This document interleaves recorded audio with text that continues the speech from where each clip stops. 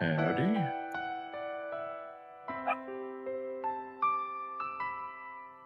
Yep, and that's why I have push to talk. Let me kick up the volume a bit.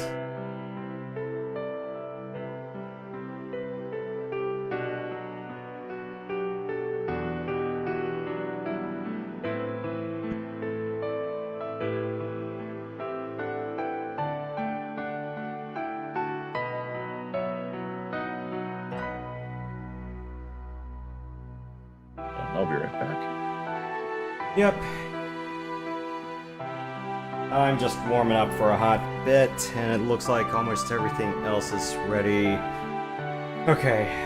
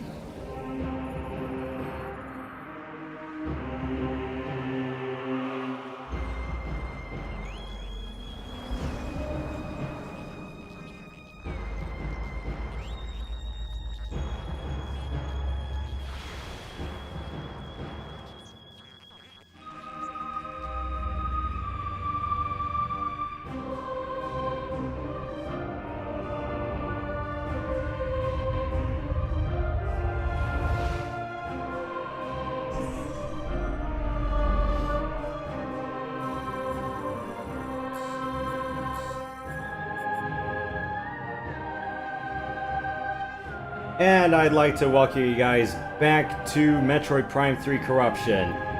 And oh boy, do we have quite the Endgame gauntlet, assuming I can reach Endgame tonight. This is gonna be a doozy and a half. So we got the Valhalla front to back, we got the Pirate Rail Yards, and hopefully the Pirate Homeworld Seed. And then, time and stamina permitting, I'm gonna do Phaaze as well. So hopefully this doesn't take more than 3 hours. Hopefully.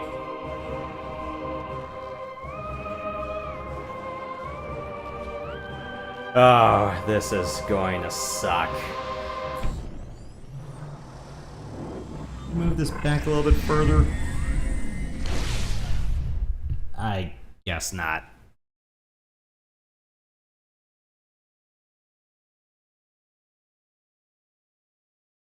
Okay, I'm back.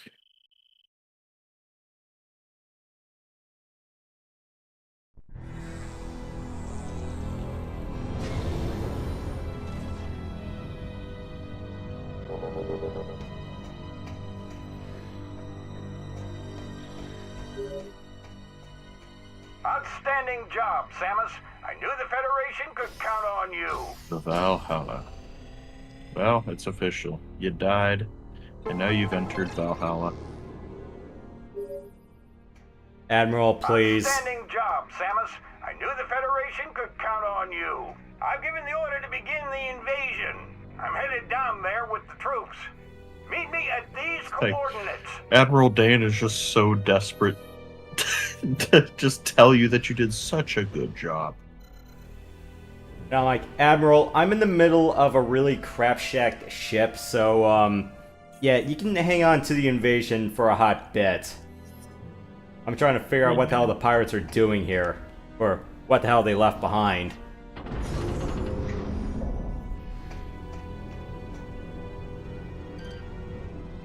Please give me the shriek bats.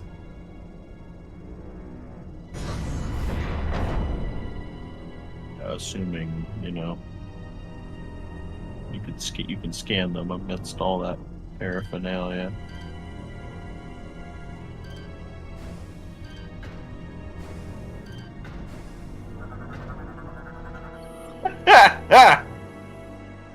Object out of scanning range.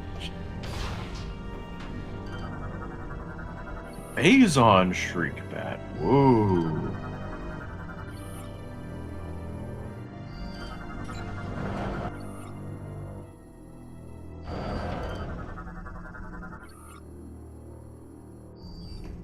One thing I will say is I'm glad, even though if you have the energy cells, you can still scan the hints. And yeah, you don't have to worry about missing the scans in the future, like in Prime 1 and 2. I guess Metroids were involved here. Who would have thought?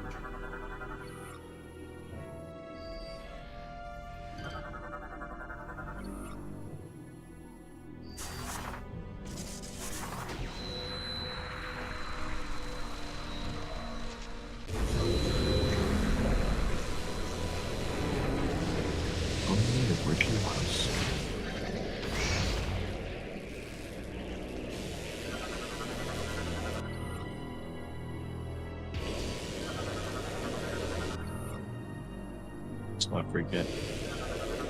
Oh, they're called mini-roids. They're not called infant Metroids.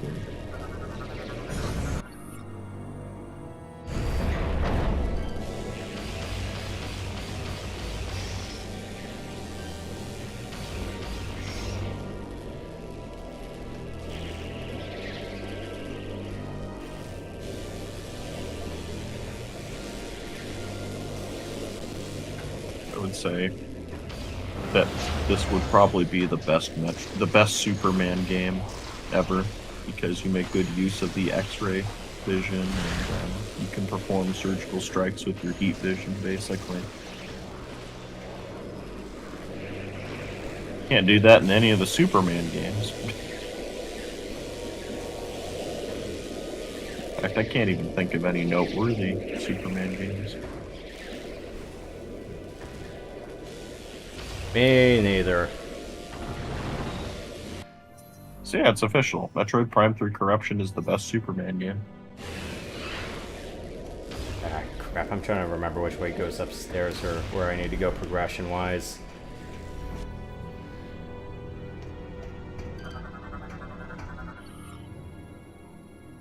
The security station leads me further upstairs.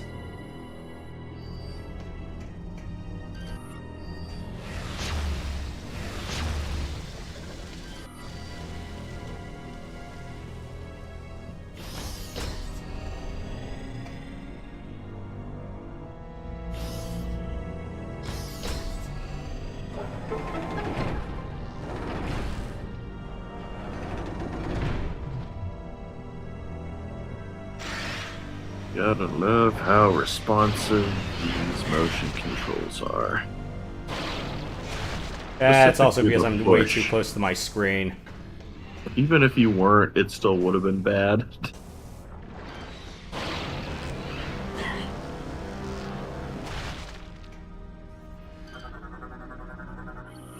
Also, Ing, what are they doing here?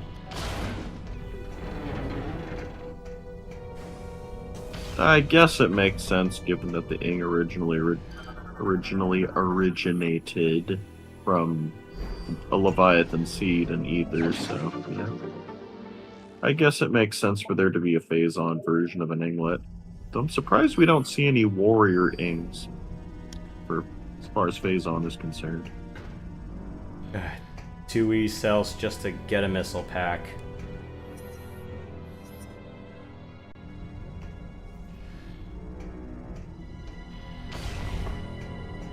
Well, I found the data sheet on Talon 4 in here.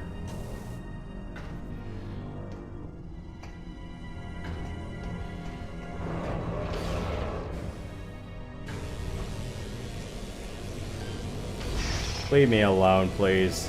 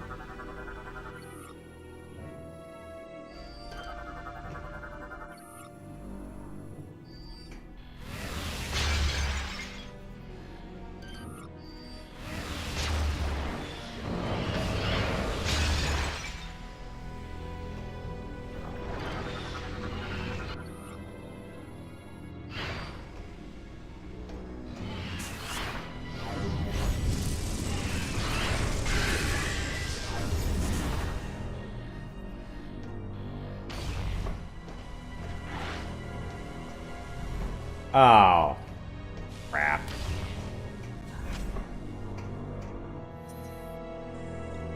Guess that lift takes me where I need to go.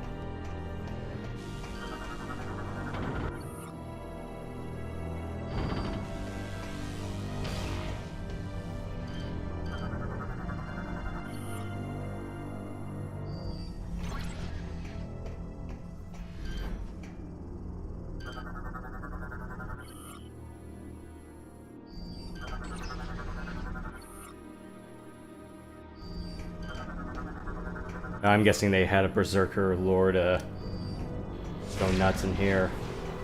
Most likely.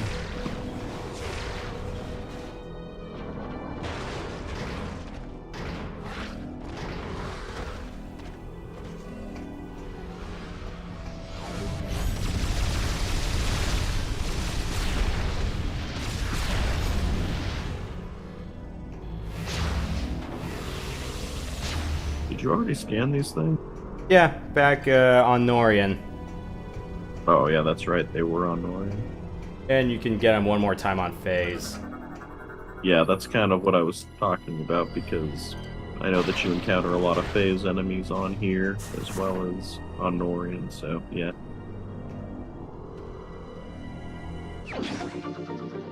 Okay, there's a missile pack here. Oh, I know where the E-Tank is. It's in a locker room.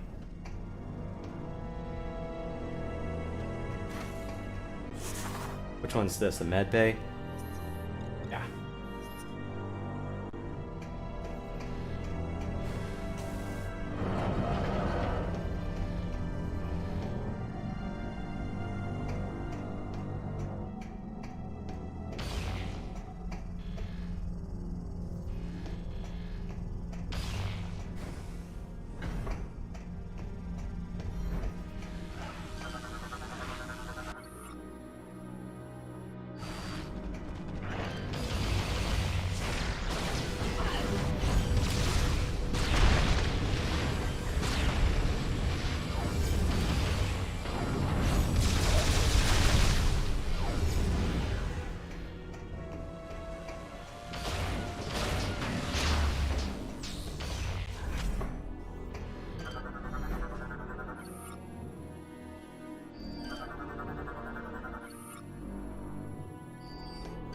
Guy got executed. Oof.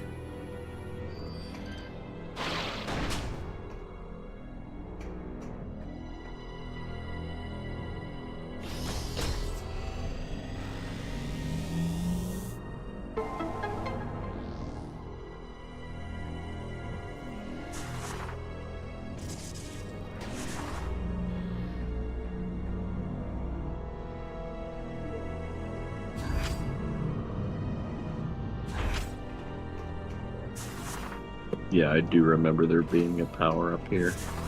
I can hear that theme. Oh, there it is. Yeah. It's on the other side, you gotta... Found it.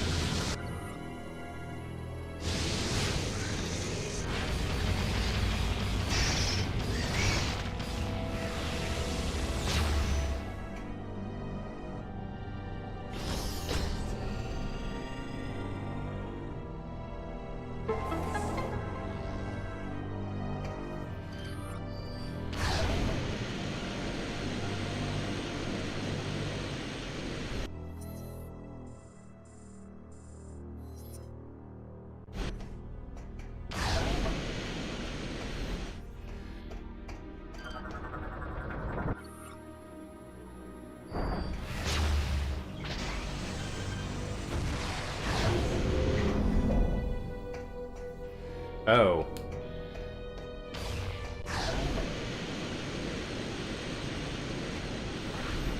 Alright, this room.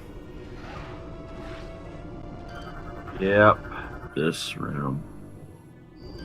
The annoying ship missile expansion room.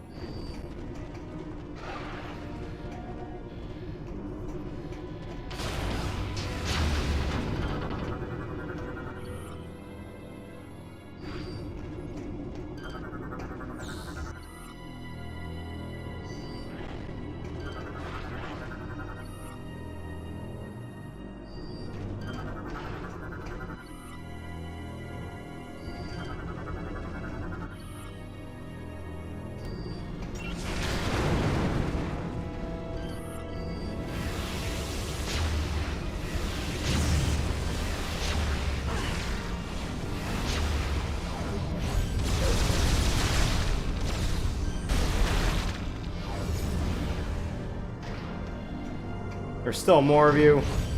Get out.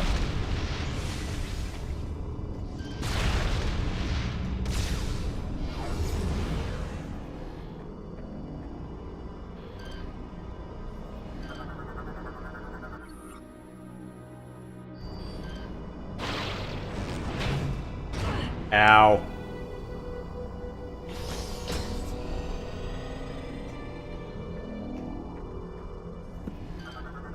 Yeah, what a very smart thing to do. You pull something out, it flies toward you. What do? Walk right into it. I'm missing one more data sheet from the feds about ether.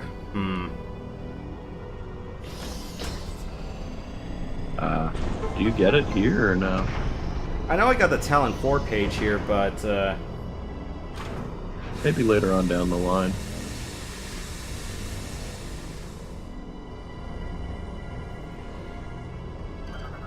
what the hell happened to this poor bastard? Oh.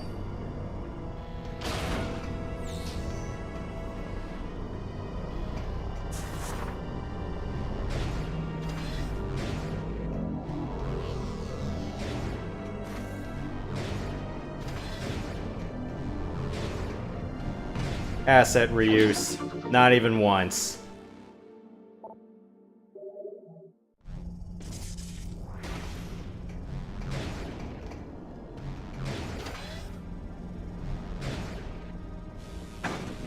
Ow.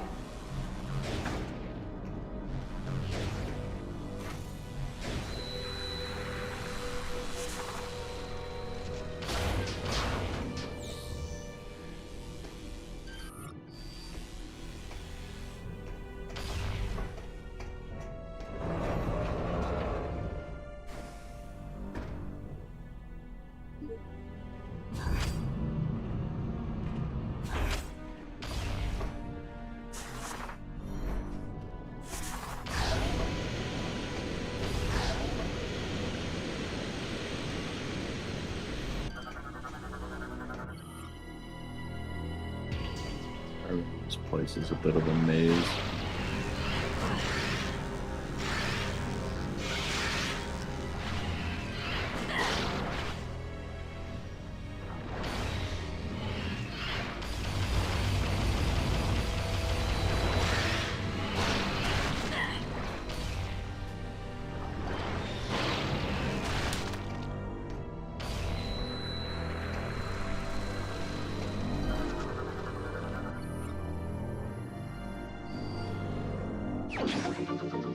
Okay, all 14 E-tanks accounted for.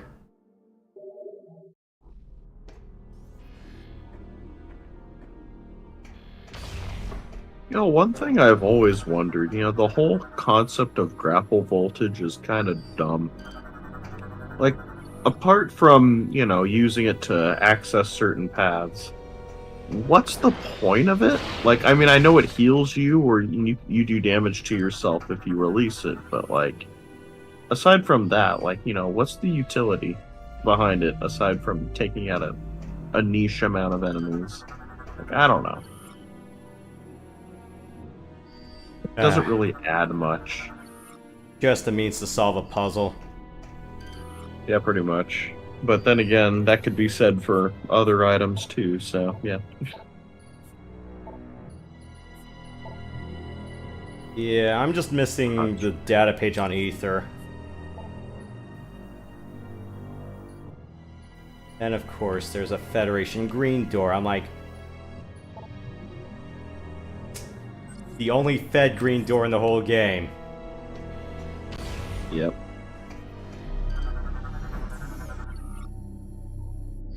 Just goes to show how forgettable this area kind of is because, like, you know, we're all thinking, oh, there was no green door. Oh yeah, that's right, there was the one in this area. And here we are, the part of Valhalla where the music changes. I'm going, wait a minute, why is the second half music in the soundtrack but not the first half? Yeah.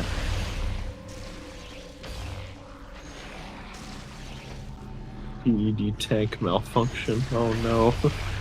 Well, then these were all like rookies and stuff, and I'm guessing the PED... No, they're not rookies because you could only be in the PED squad if you were elite. Yeah, but the rest of the crew were rooks. Right.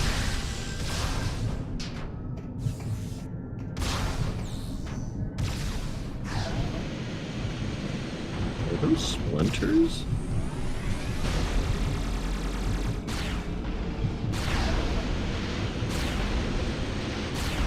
Yes, now you gotta fight yet another Metroid Hatcher in this room. Yep. As if 4 weren't enough. The main Aurora chamber. It's like, you know, like how many times are you gonna reuse a boss?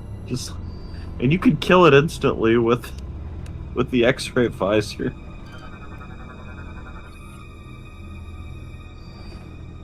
What the hell do they do to the Aurora unit here?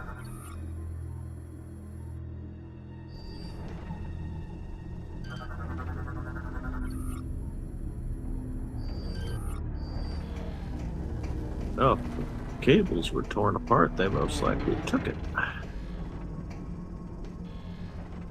Oh. Yeah. Now I know what's up.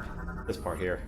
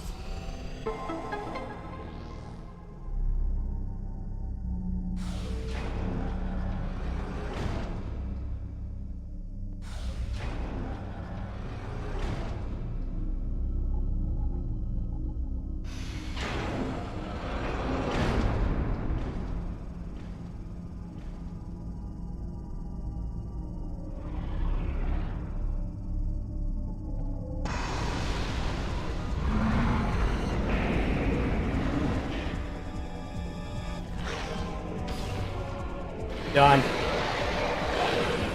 Yep, doesn't take long to take those guys out.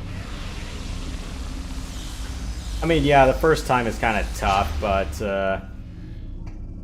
Yeah, the X-ray visor really trivializes that. X-ray plus Which Nova. funnily, yeah, that's true. Which, funnily enough, I didn't know you could do that for the longest time. And I was like, I knew you could do that to the Phaaze Metroids, but I didn't know that you could do that to the Hatchers, too.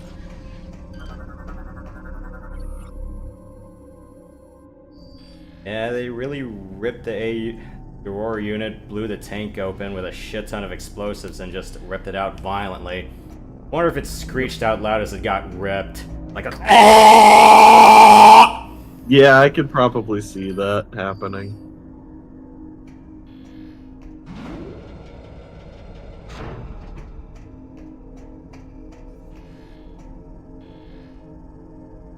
And they ripped it out through that hole over there.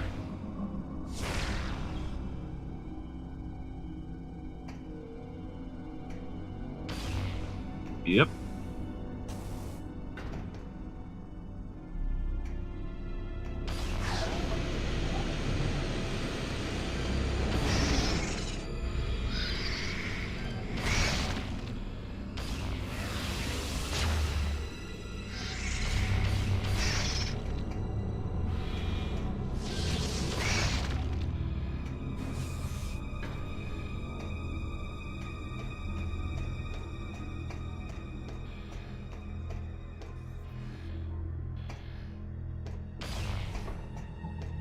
wonder if this room was supposed to be the bridge.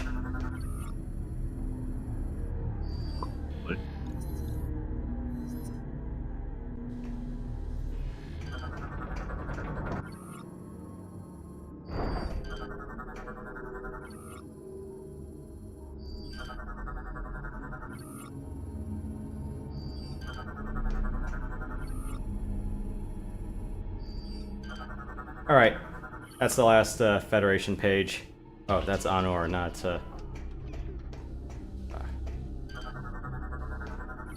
Ouch.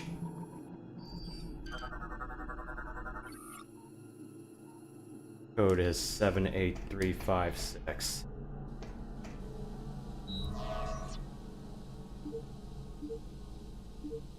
Yeah, because I tried the other codes here, like all the special access codes, and I don't think they ever worked here. Alright, let's listen to what this note has to say. Data log entry 2467.3. I remember the hidden. There's a hidden message. Yep. Our efforts to repel the space pirate boarding force have failed. They have successfully removed the primary mounting structure around our stasis tank. It is obvious now that they intend to... Time to cue Led Zeppelin. It is vital that the Federation receive this transmission. Severing main power. A large bioform is creating a wormhole. Implant into sentient planet, which is the source of all Phaaze. Darkness coming. Oh. Welp.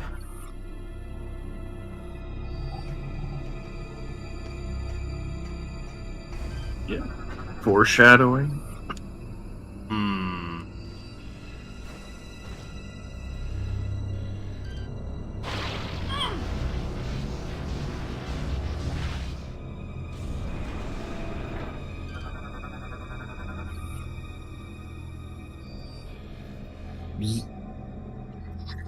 Alright. X, visor, 2 hooks, butterfly.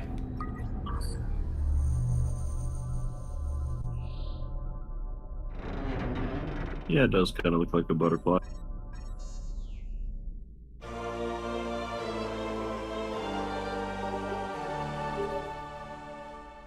The data you just acquired appears to be a space pirate entry code.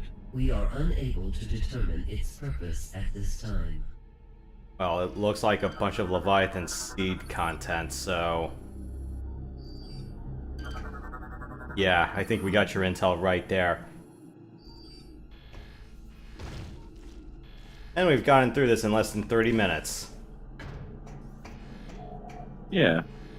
Now for the next part. Now we just gotta... Time to become... roll all the way back. Time to become Demolition Man. Yep.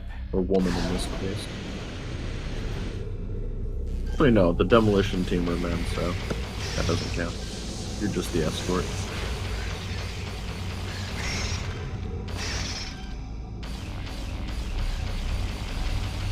That, and also this is an era where, you know, people still have guns and they're not locked in a museum. And there's no swear penalty.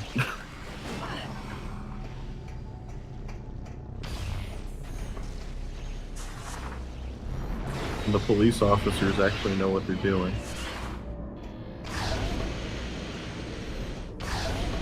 You've seen that movie before, right? Demolition Man? Yeah. I surprisingly don't remember. Oh. Yeah, then you probably wouldn't get all the references I just made. Yeah, you definitely rewatch it when you have the chance. It's funny. It's a great movie. Oddly prophetic, too.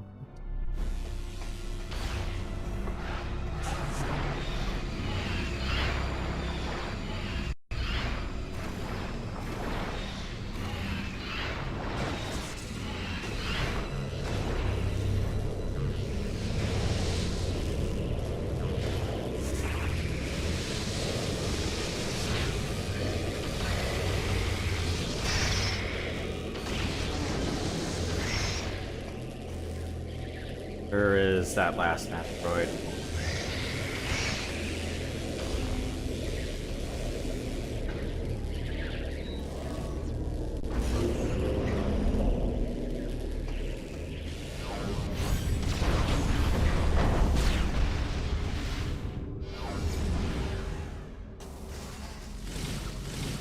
Alright, so I should have all the Federation lore sheets by now. It's just getting all the pirate sheets, I'm like, okay, I don't remember where any of them are anymore. Okay. Okay, we got everything. So, the next major boss item is going to be our 100%.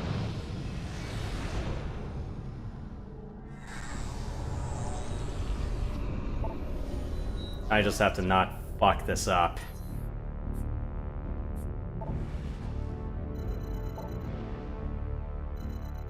Gotta go to command center.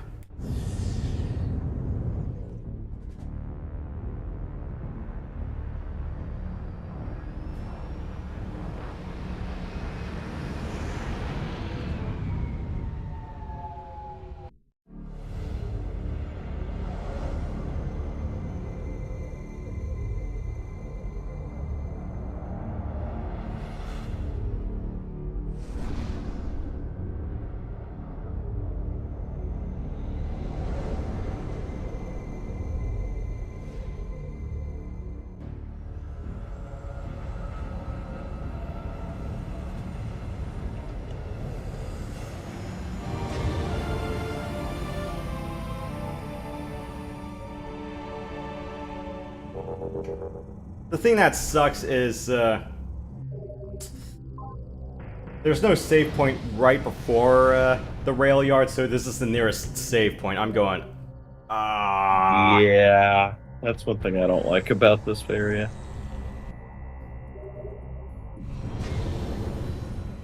Also, I'll be right back again.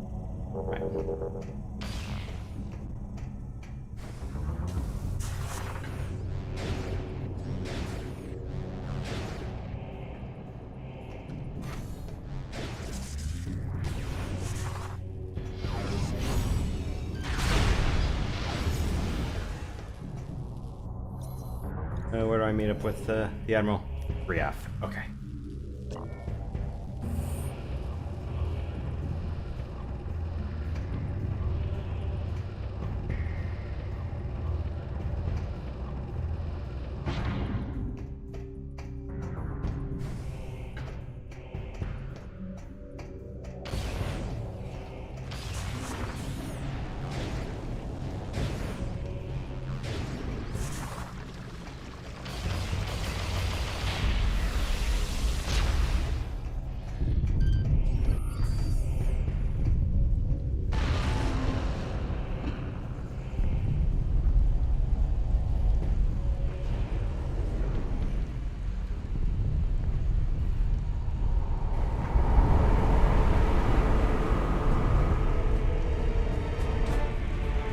Outstanding work, Samus.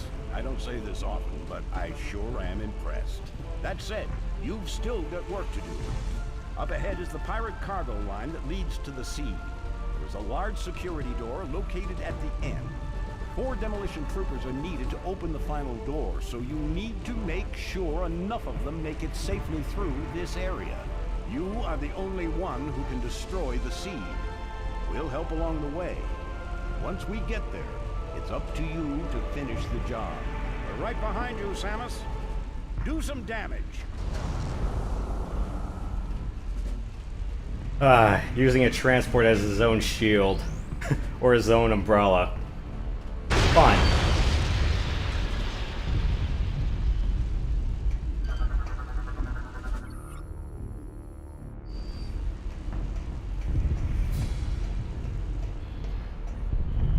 We've secured the door. No more pirates should be coming in from this direction.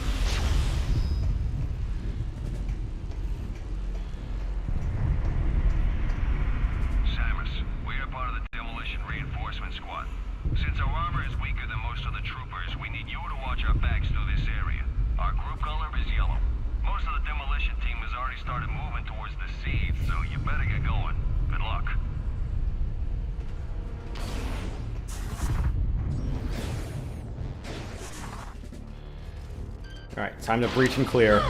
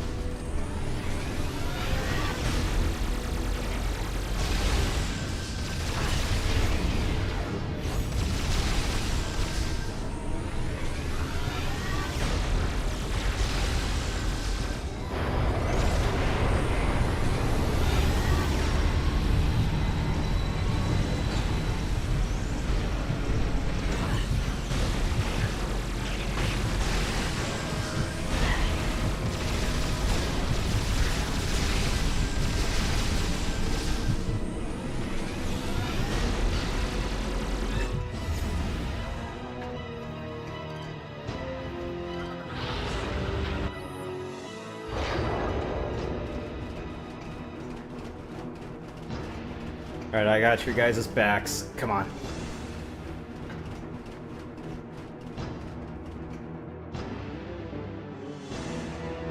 We better keep moving.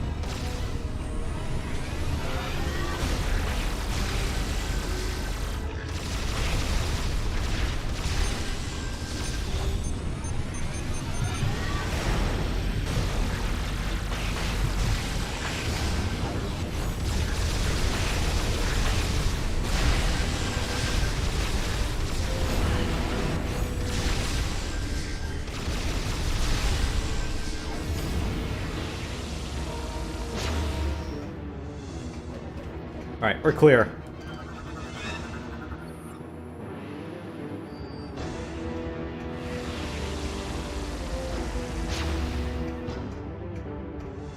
We're almost there. Let's go.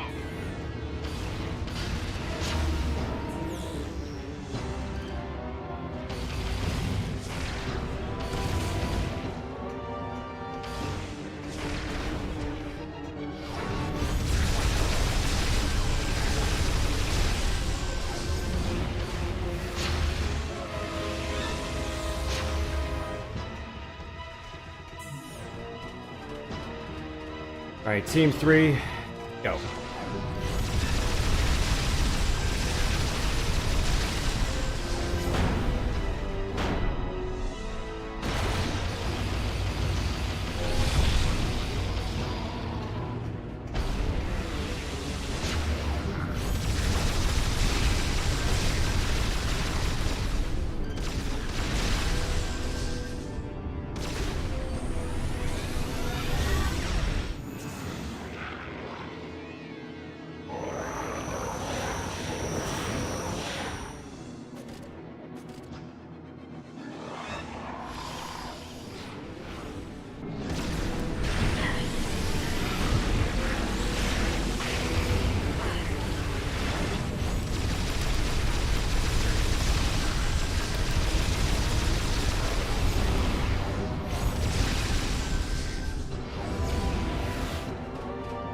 Okay, cool.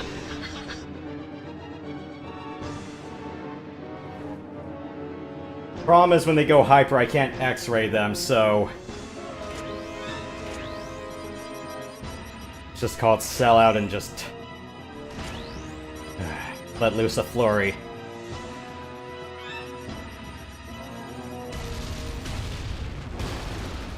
That's what Blueberry McFlurries can do, people. Nice.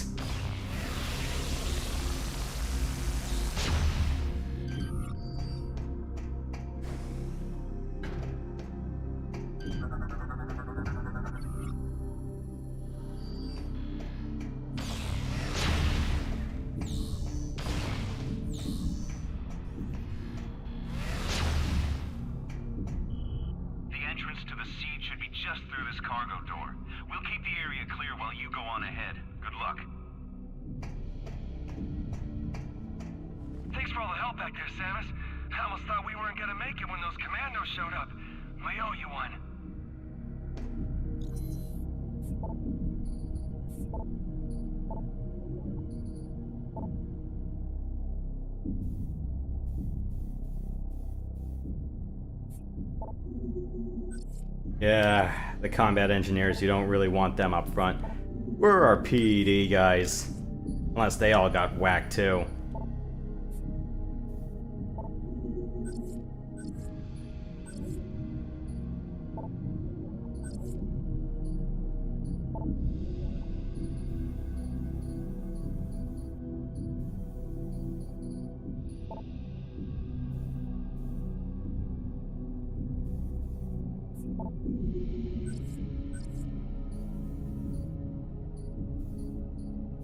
I hope I don't have to scan an armored commando pirate.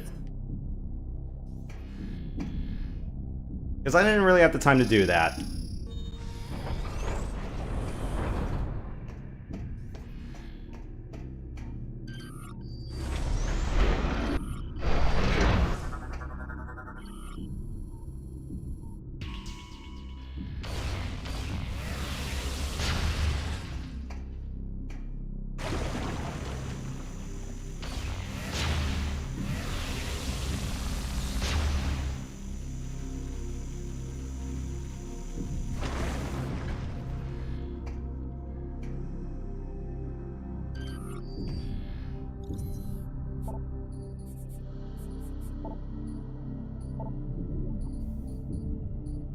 Yeah, if any of you guys know where to find the one between Vanguard and Brio falls and the one where Elysia falls, yeah, feel free to drop those in the chat. But I've been pretty upfront saying I'm not going to get every single scan log done.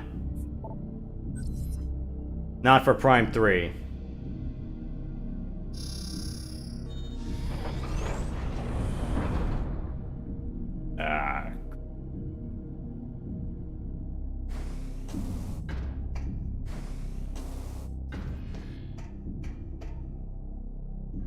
Alright, I'm back.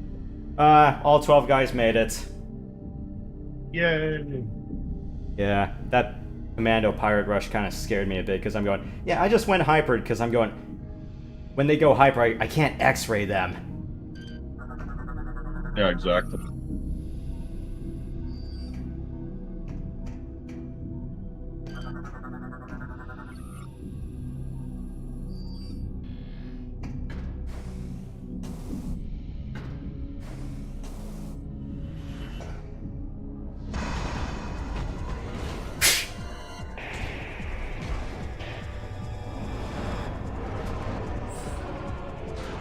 Alright, not Trace, bring it on. It does kind of look like Trace, doesn't he?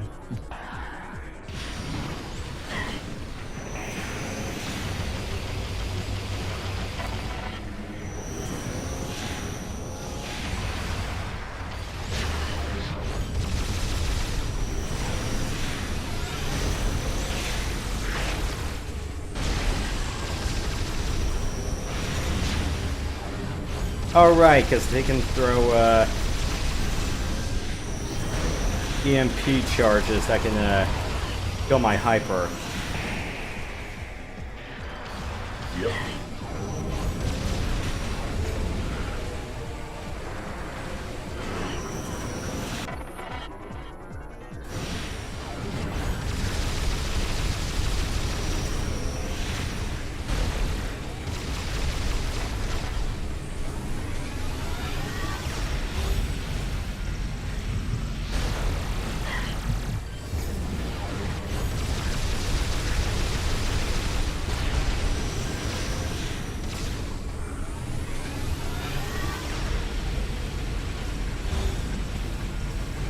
just gotta overcharge the system and let it ride a bit.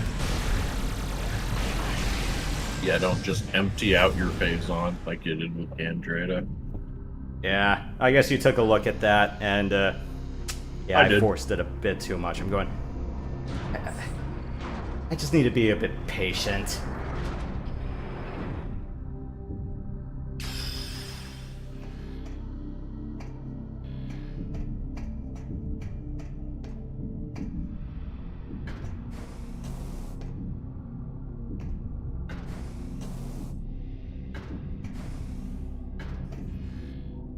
Yeah, I don't think there's any more pirate lore sheets. I'm just missing the one with Alicia and the one after Vanguard.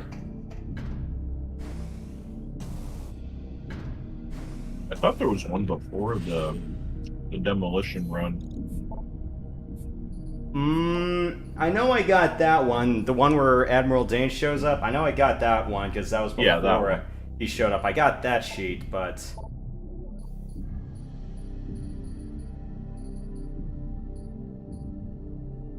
And I don't want to dig through the freaking pirate homeworld just to find those. Oh yeah. I forgot if lore sheets if you... Oh wait, no. I think blue credits are fixed, except like the bonus achievements.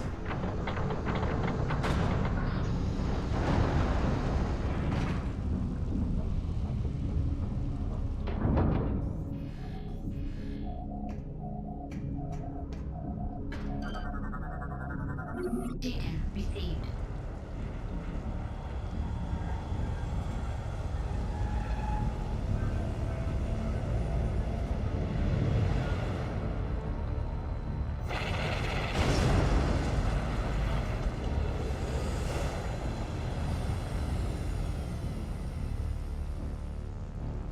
Clear the area! And that's high-speed electrified rail the rest of the way.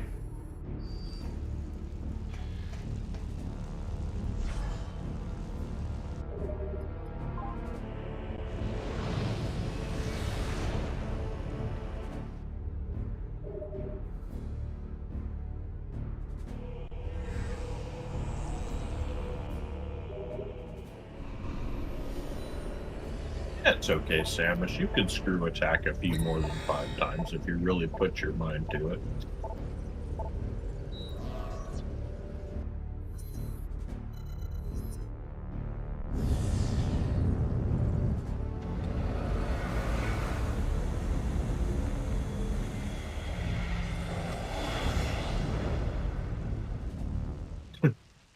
Put on the targeting computer. Hey, who knows if we have to do The a Death rail Star shooter trench segment. run.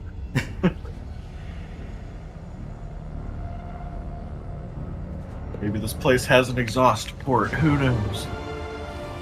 Yeah, or you'd be thinking it would be like Star Fox Adventures, where like between every place you have to fend off a pirate assault every now and then. Honestly, why didn't they do that in this game? Have a portion of the game where you had to fly to a different place, and then you had to fight space pirates and stuff. And when you land on a planet, you got something like this, you know. Like, if you're gonna give us control of our ship, you might as well go all the way with it. Instead of remote control.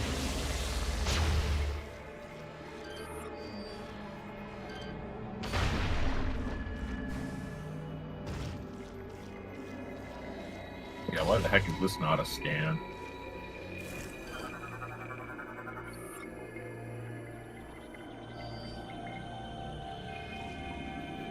It's a scam.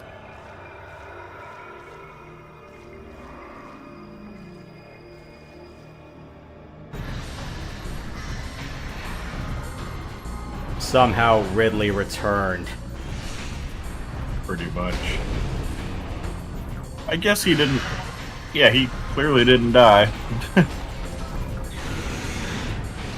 Or clearly no one found out what happened to him after he got thrown into the core of Norian. I don't think anyone bothered. They were more focused on the Leviathan seed. Right. Fires plasma attacks from mouth. What else? Yeah. Pretty much meta Ridley, but slightly more fun. Yep. Phaaze on armor skin, protective armor plating. Recent injuries have not fully healed. Alright, I gotta blow open his chest.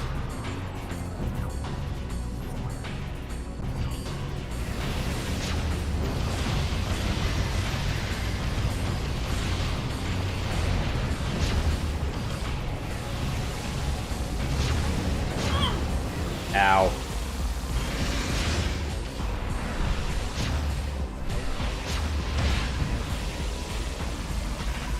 Just basically, if you've done the Ridley fights in Prime 1, well... You already have an idea of what to do, yeah.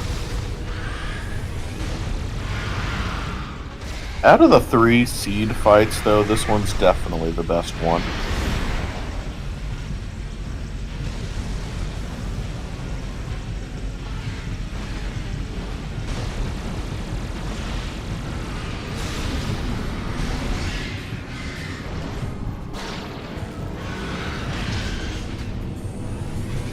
Unfortunately, Hyper Mode kind of trivializes this fight, at least for a bit. Yeah, I just have to let it ride, and... Exactly. Ooh, cool!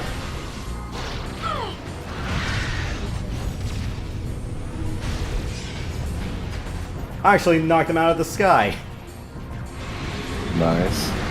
Alright, now, this is why I have X-Ray. Yep.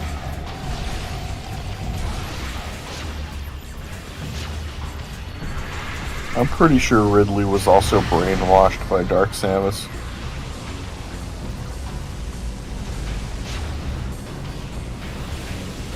Which is kind of crazy, you know, you have the Federation... Well, no. You had the bounty hunters that were on your side get controlled by Dark Samus. Pretty much the entirety of the space pirates got brainwashed by Dark Samus. She's just controlling every aspect of the universe at this point. It's kind of crazy. And she has control over an Aurora unit, so that counts as Federation. So yeah, she actually has control of a portion of the Federation too.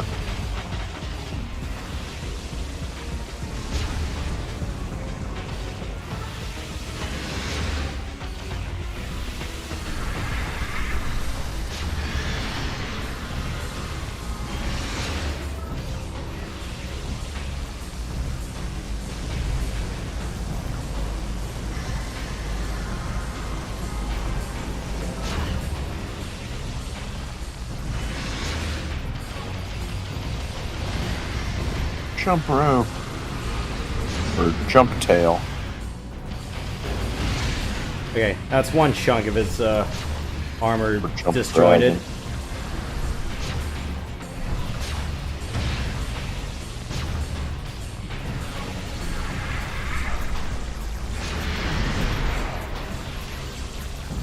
I hate that. You know, when he does his charge attack and I'm going, even in Prime, I'm going, I can never time that right. Right. I don't know, I've been able to pull it off after a while, but... Oops.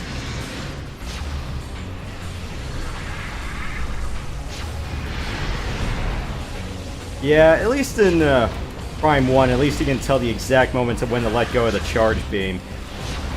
Right.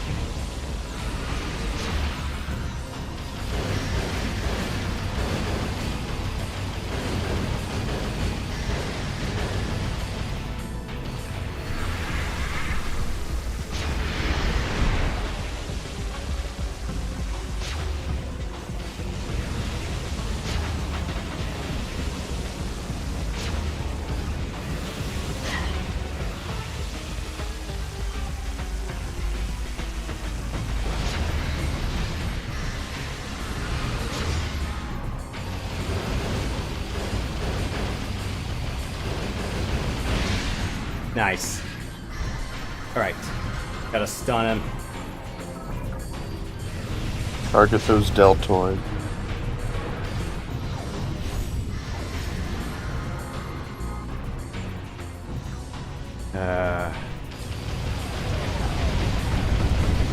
And now Ridley's gonna do his good old flying routine. His signature Because bombing attack.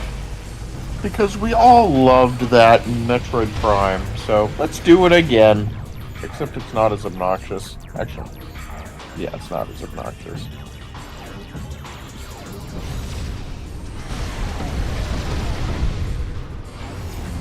Let me just wait it out until he freaking goes on the floor. I don't think I can take him down from the sky so easily. Nah.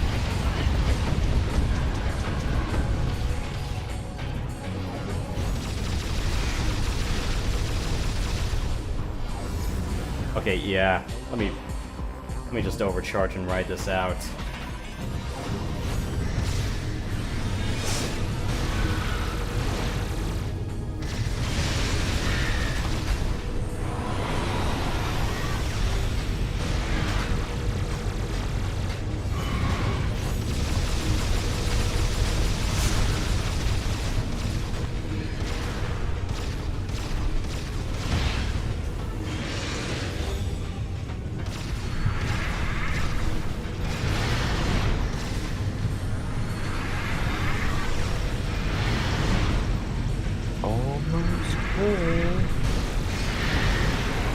Since we were making Star Wars references earlier. Yep.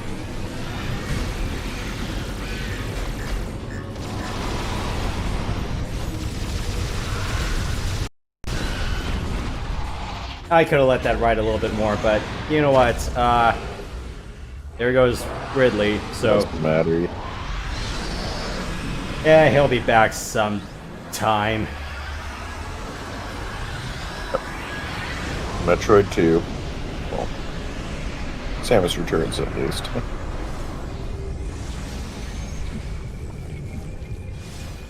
He explodes in a bunch of Phazon particles, and he's still somehow alive. I don't get it.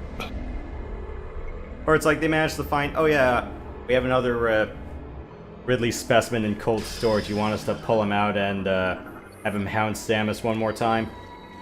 Pretty much. Like, at this point, I'm convinced that Ridley was cloned. So, if that were the case, then why the heck did Ridley essentially, survive the original Zebus, and then, in Metroid 3, he comes back fully healed and whatnot, so it's like, yeah, who knows? Yeah, or the moment where I'm going, wait, what the hell are the names of all the Ridley clones, or main Ridleys we've got? So we got main Ridley in Metroid 1 and 0 mission. We got Meta Ridley in 1 and 3, and then he came back as Omega Ridley, and then he got blown up, and then what we're gonna do is blow this whole place up along with him. What the hell was the designation he got in Samus Returns? It wasn't Neo Ridley, was it? Proteus. Proteus Ridley? Yeah. Then it was just plain Ridley again in Super. And then Ridley X in Fusion. But that made sense because, an X-Parasite had Ridley's remains. Yeah, but what was that one in the corpse in cold storage, like? Neo That Ridley? was Ridley. Oh. No, that was Ridley himself. His corpse. Yeah, because I remember, like, Super Metroid, it's like, yeah, you kill him, and then he blows up in chunks in the deepest parts of the planet, and the planet blows up. I'm like, where the hell did you get all the space dust from him? What, you, do all the cellular reconstruction of all the stuff, on Samus's suit? I mean, yeah, like Other M, which, by the way, there was a cloned Ridley there, too, so... That was after Ridley died, because that took place after Super Metroid. And in between Fusion, so... Makes me wonder... Was that Ridley, or was that Ridley's cloned corpse?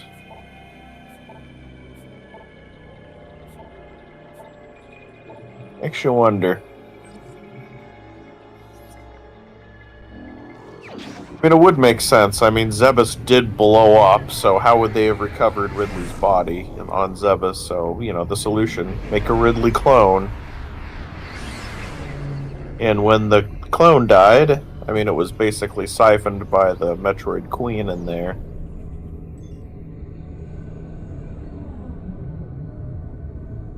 I don't know, Other M was a huge mess, though.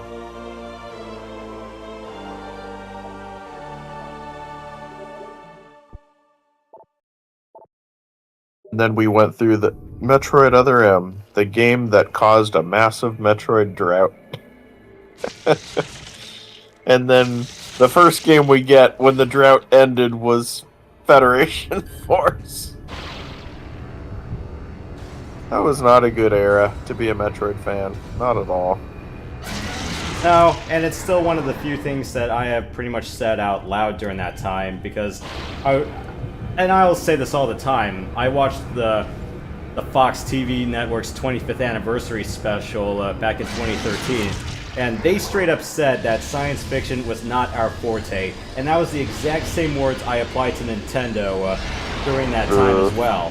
Because we're like, I'm going, what the hell did you guys do with Star Fox? F-Zero was pretty much nowhere to be seen.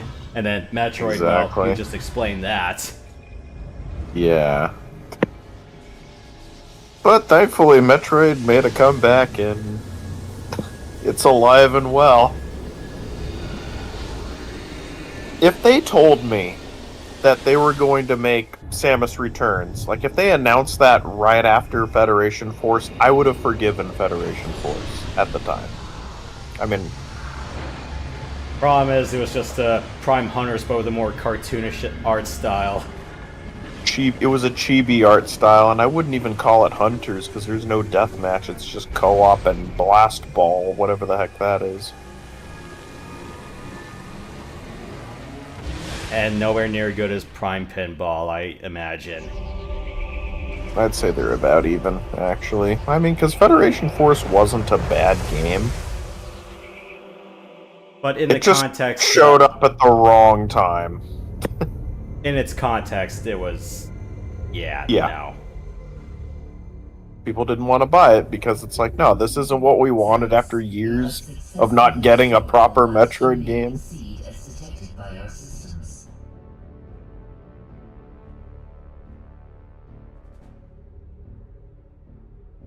The spread of Phaaze corruption has been stopped. But hey, now we're getting Prime 4, and hopefully they don't screw up Metroid 6. Like, let's hope people don't come into Nintendo and then all of a sudden, oh, Samus is trans now. It's like, nah.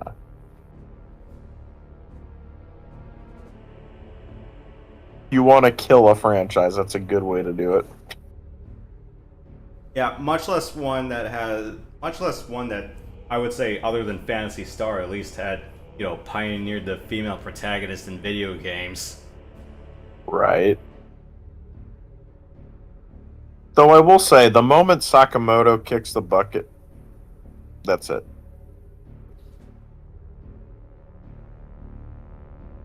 Metroid's dead after that. I'm calling it. Because, I mean, let's look at the track record of people who created something and then they died. I mean, you had Satoru Iwata who passed away, and then Nintendo just kind of went downhill from there. You had Stan Lee, when he died, Marvel just kind of did whatever it wanted. And, yeah, pretty much, like, the moment Sakamoto kicks the bucket is the day Metroid's gonna die. I mean, you have, Akira Toriyama who passed away, and from what I can tell, like, the new guy, Aonuma, or whatever his name is, he's apparently already kind of saying that everything's canon, including Dragon Ball Evolution, and it's like, no, don't dare make that awful movie canon. Or someone's going to say, it's like, yeah, without his art style, it's like, for the love of God, if anyone ever decides to redo Chrono Trigger, like, Oh, fuck it yeah. up. I will say that the new guy is actually drawing the characters well, so I'm not worried about that. Just make sure the writing room's not staffed by idiots.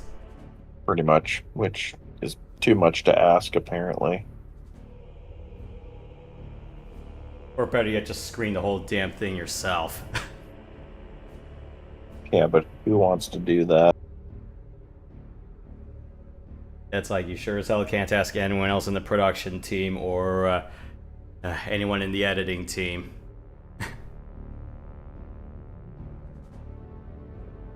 However, there is one more mission to complete.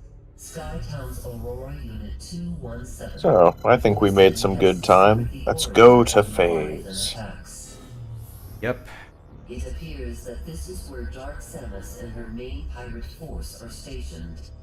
Destroying them will require a full-scale attack. Unfortunately, this location is so far away it cannot be reached by conventional space travel. We must instead create a wormhole to reach it. The pirates have constructed a Leviathan battleship, which is in orbit around this planet. If we can board this Okay, if it's so far away that conventional space travel won't work, then how'd you discover it? Or it's like, what the hell kind of math did Aurora Unit 217 do? It's like, okay, it's like, here's everything I found about the wormholes. Done. Yeah, pretty much. It's like, I'm guessing they're able to trace the wormholes somehow, even though they're singularities. I don't know. It doesn't make any sense. Or it's like, let's just launch some space. Let's just launch some probes and then let's go figure it out.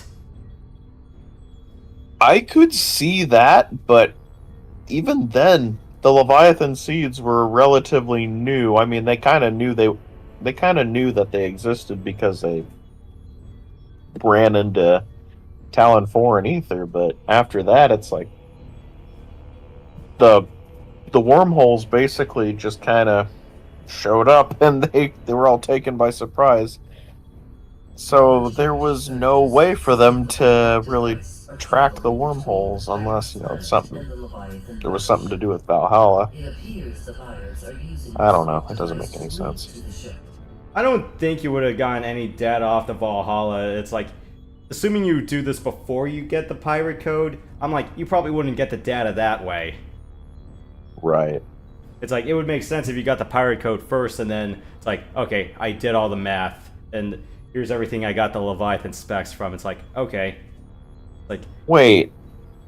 Though, there is a Leviathan seed just kind of hovering there. They take control of it, so maybe that's how they analyzed it while it was in orbit? That's the only explanation I can come up with, but yeah. We will upload the coordinates of this device to you now.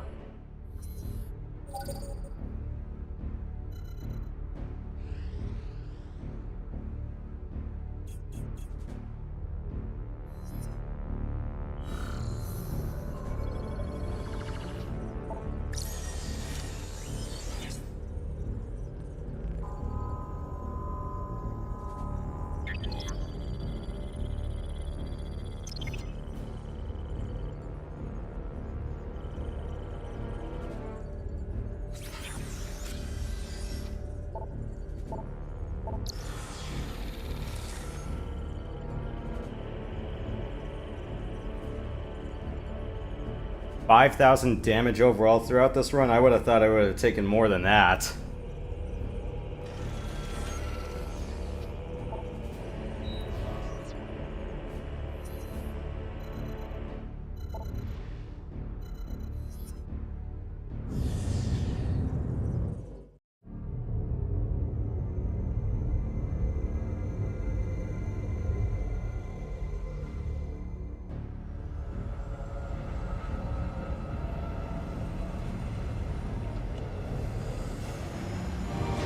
And we're making good time, 75 minutes so far.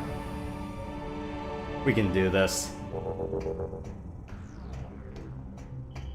We've got this area covered. You better get going. Phase is not that long. Most of the pirates have retreated underground, but you'll still need to stay on guard through these sections.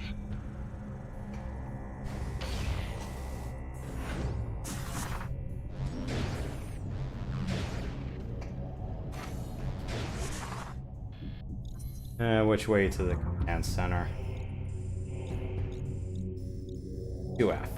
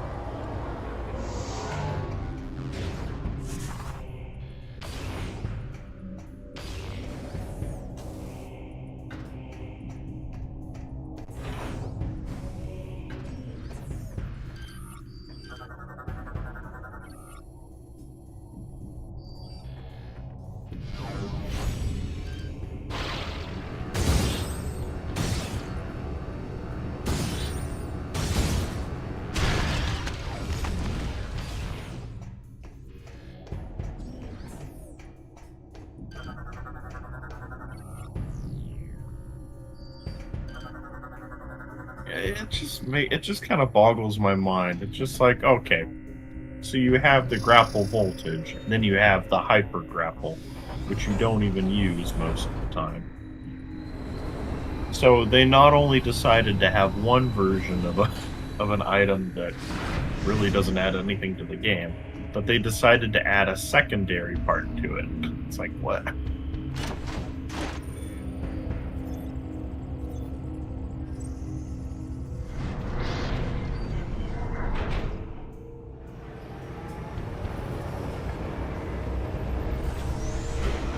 So imagine like a hyper screw attack where you get 10 jumps instead of 5.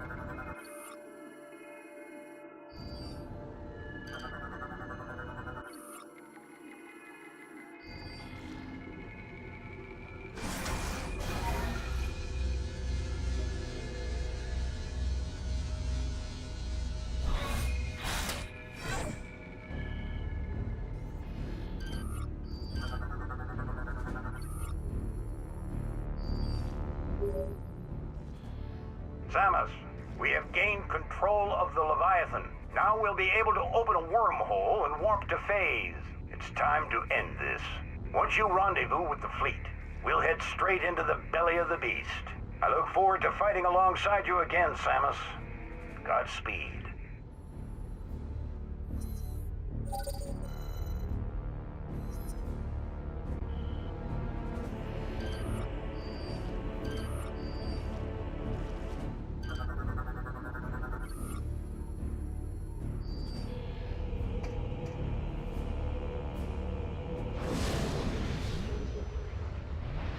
Never beyond the Federation.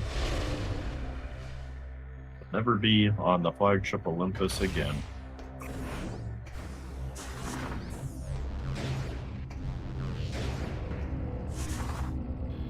Yeah, it's kind of funny, given the overall theming of the names of the ship, the flagships.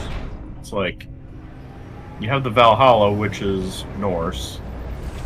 Then you have Olympus, which is Greek.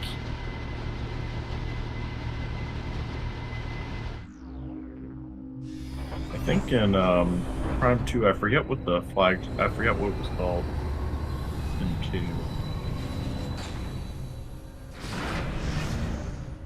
2.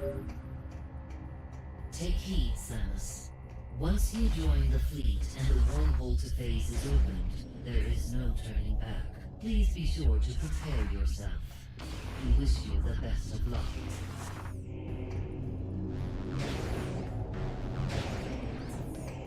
Knowing my luck with these scans, they're probably going to be in some crack in the wall where I'm going, oh right, I was too busy trying to shoot stuff. It's a GFS tire. Or tier.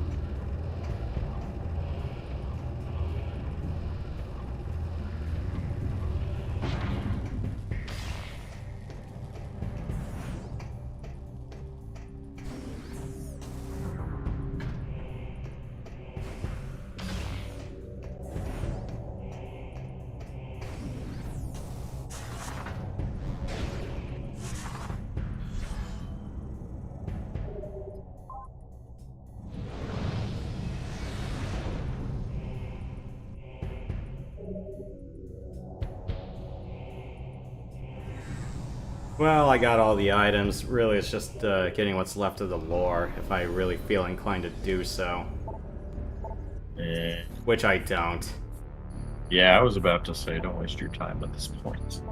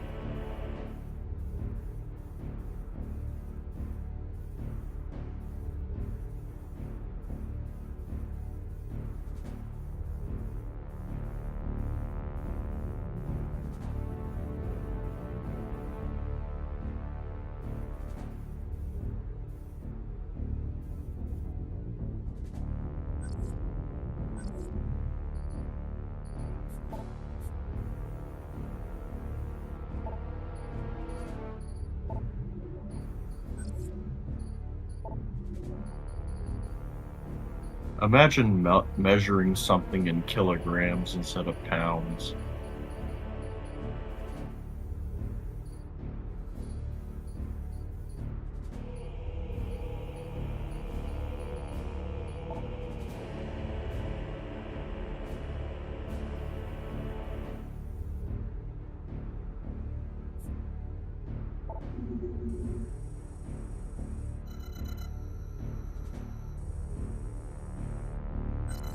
Pirate Hussar. Pirate Huzzah.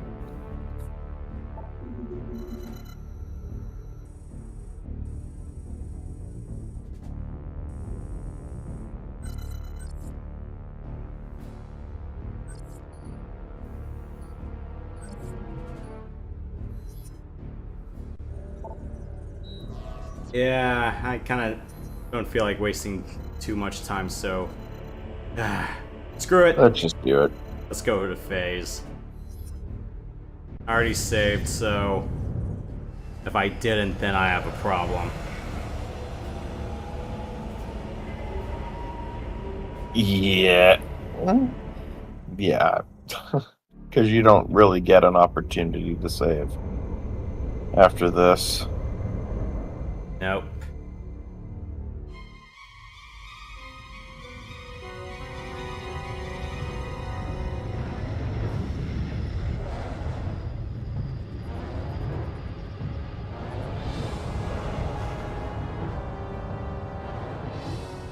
Sir, Samus's ship has joined the fleet. Thank you, Ensign. Leviathan Command, you are clear to fire the portal beam. Once the wormhole is open, order all ships to enter. Affirmative, Admiral. Message to all ships. Prepare for entry. Maintain battle formation timeless.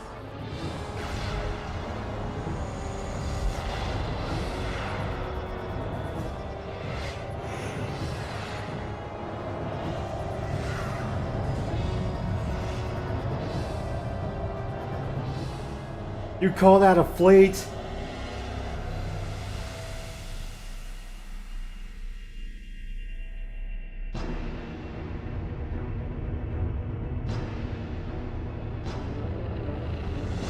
Yeah, there's not really much to it, is there? No, one flagship and a bunch of cruisers. Exactly. And a handful of fighters. Yeah, it's not going to go well.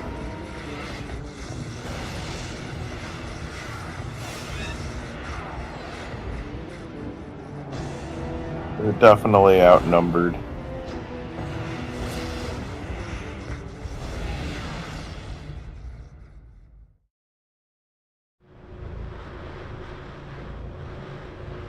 I guess they just counted on Samus to blow up the planet.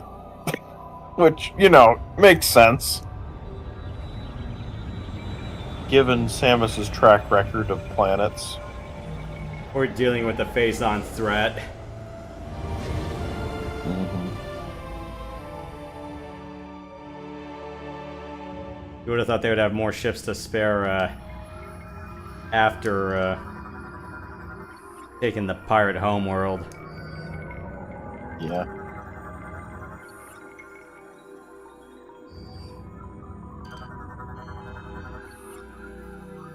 Semi-sentient.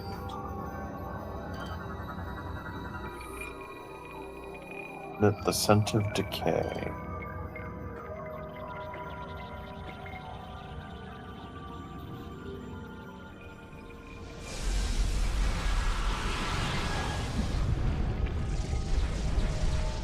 Uh-oh. Samus can't set foot here.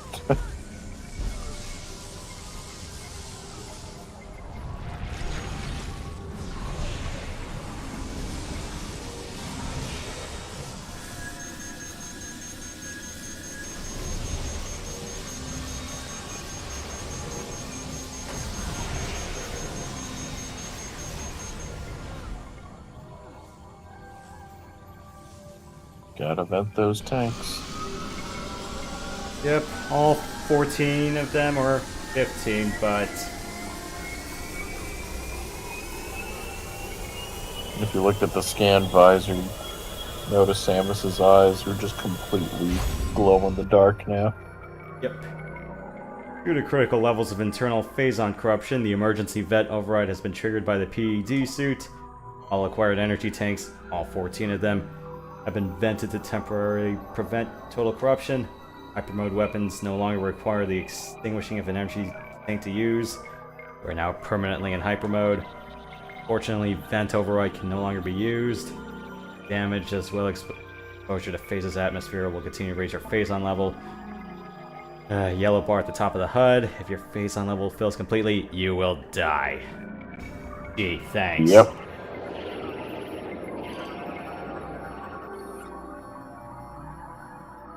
Well, I can't go back inside the ship, not like I can call an airstrike in here. Yeah, not to mention, the ship no longer recognizes you as Samus. Like, oh! So, Samus is so corrupted to the point where she's almost completely Dark Samus.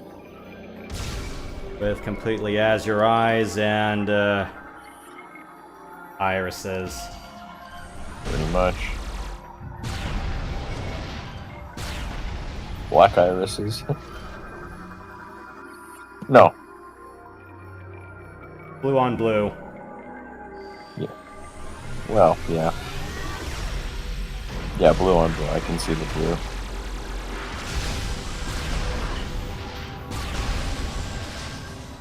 Azure irises, and the whites of the eyes are now blacks of the eyes. That's what I meant to say.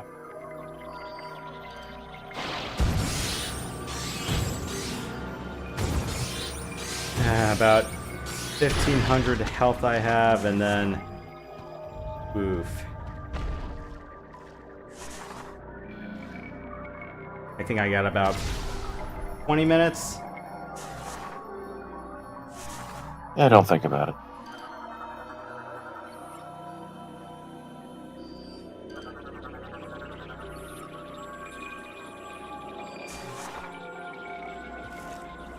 The doctor consults a patient, and the doctor tells the patient, "I have some bad news and some worse news." The patient says, "What's the bad news?" The doctor says, "The bad news is you only have 24 hours to live." And then the patient says, "Oh, that's not good. How could there be any worse news out there?" And the doctor says, "Well, the worst news is I've been trying to contact you since yesterday."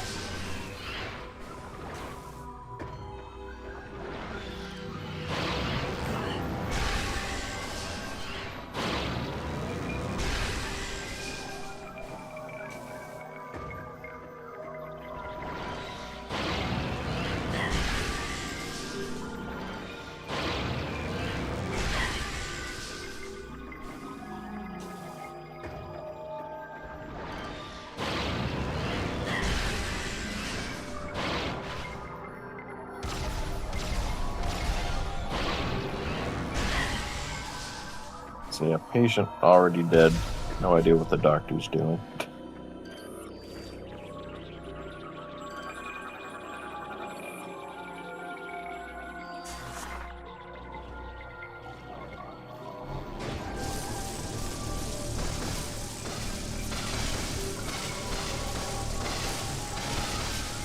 Flesh like blue.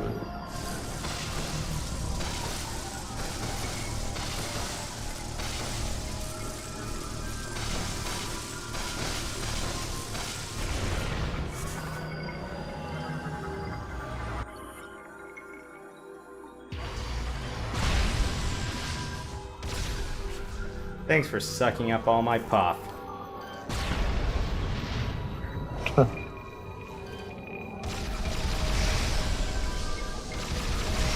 At least the Nova function still works on this. Right.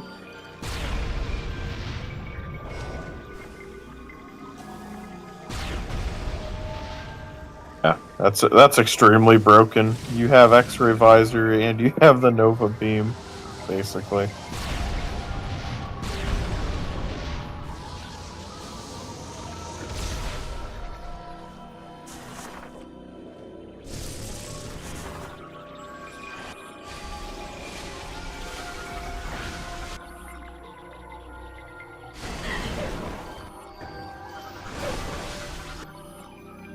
Oh, Tingleweed.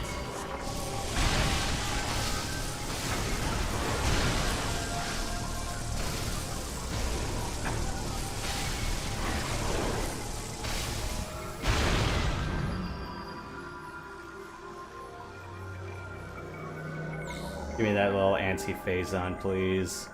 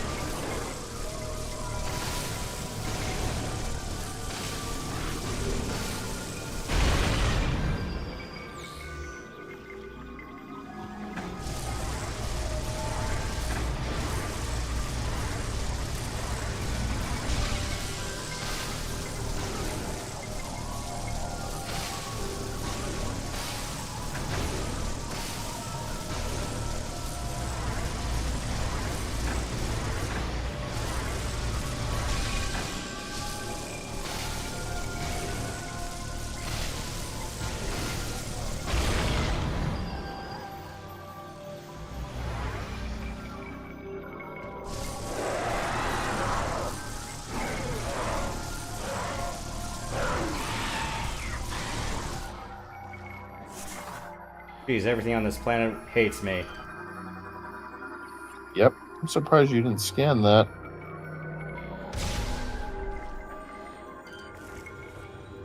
Yeah, I didn't. It was a scan. Yeah,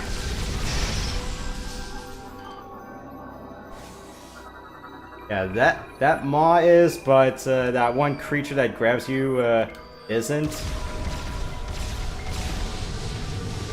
No, I'm pretty sure that one also is a scan. I think I tried that, but I could have swore that was a scan. well, I'll try.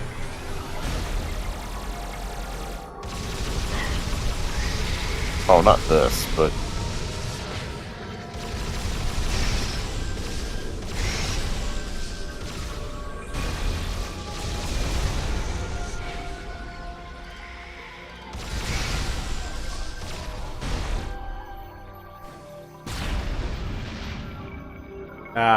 Can't use Seekers on this. Boo. nope.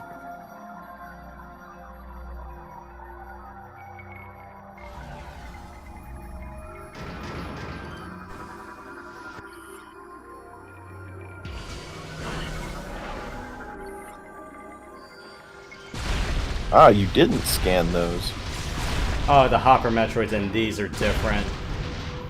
Yeah, I was referring to these, and those were also on Valhalla.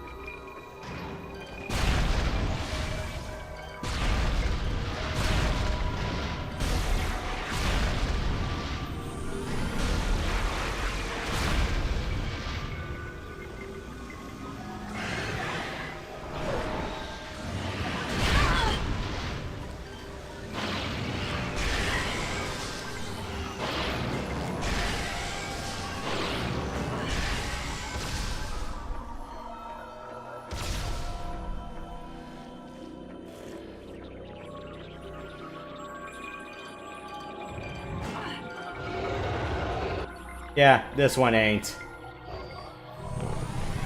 Ah, so it was the maw then.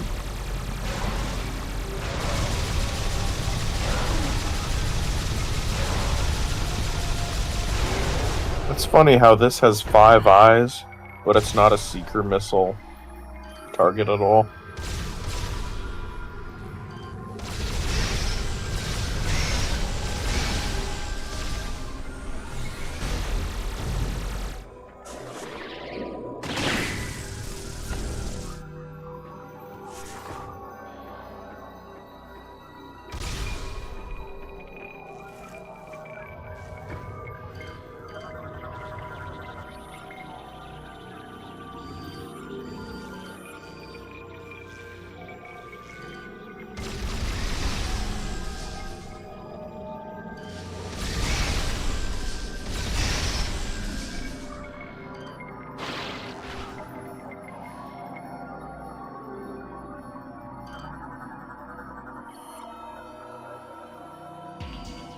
So this is how the Leviathans are born. Also, I hate scanning that thing. Okay, good, you managed to get it. Yeah, because it's so minute and little.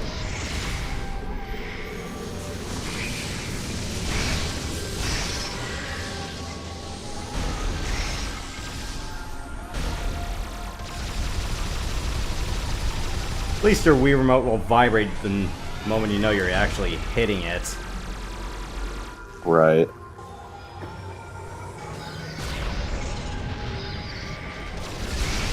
Yeah, he's on the other side.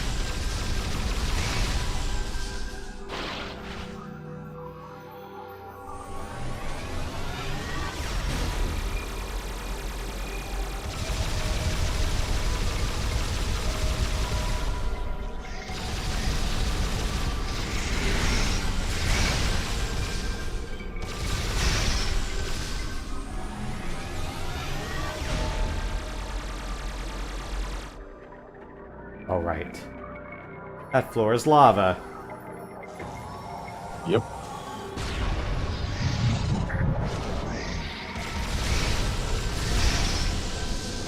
And you kind of missed it earlier, but at the beginning of Phaaze, if you look up, you can see a bunch of Metroid Prime husks.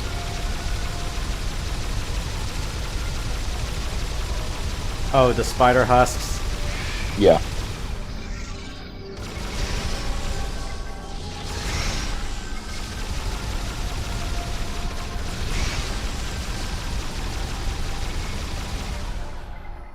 It's kind of interesting to think, like, maybe there was more than one.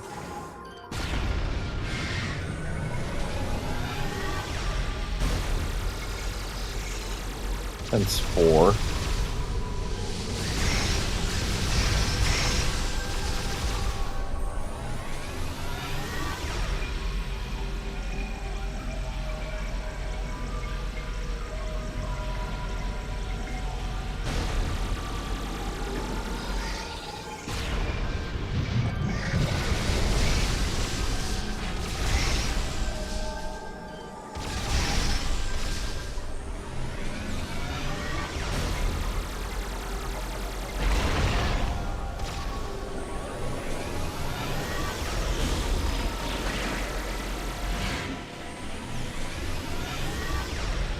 Oh, onto the suck.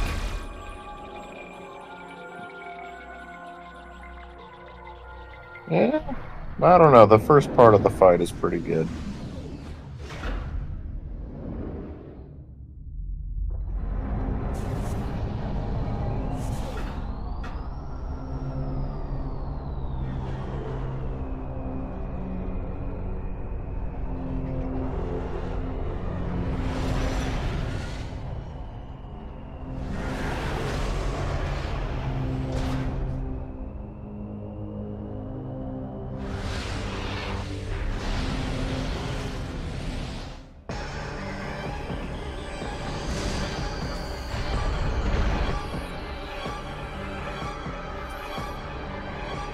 Pure phase on energy, highly unstable.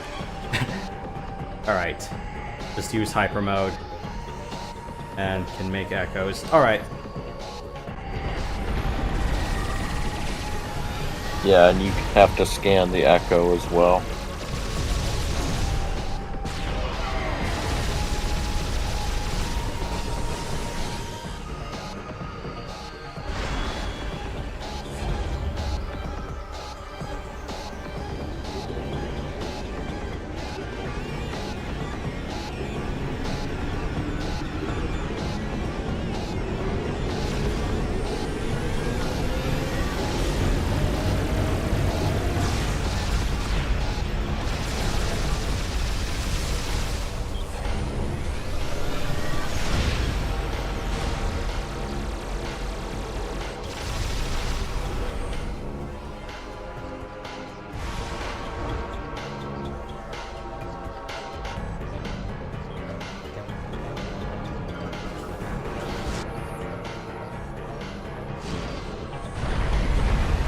Samus has entered the Matrix.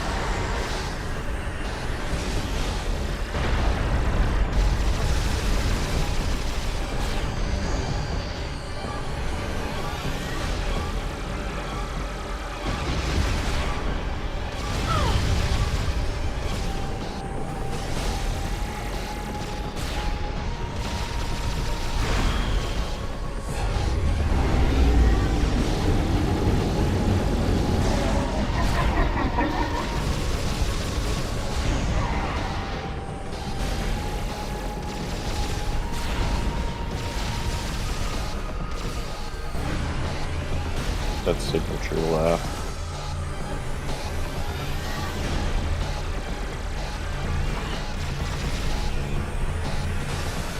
Wow, this attack is crazy.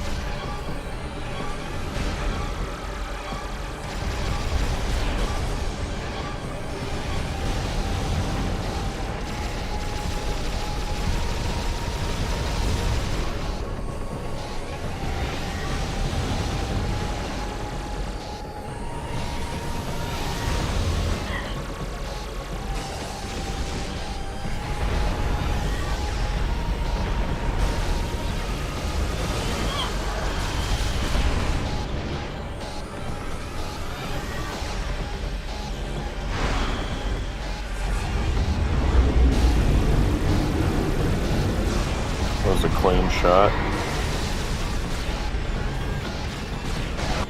Nice! Managed to get a couple more missile hits than I normally do. Yeah. Oh, shit.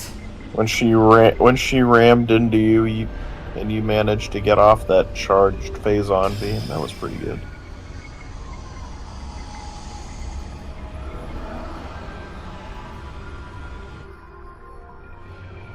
Only I have the braids to rule Lilat. Yeah, pretty much. It might as well be Andros. Just missing the hands. Oh god, don't make me imagine that. The Aurora unit with motion artist hands. Yes! That would have been great, actually.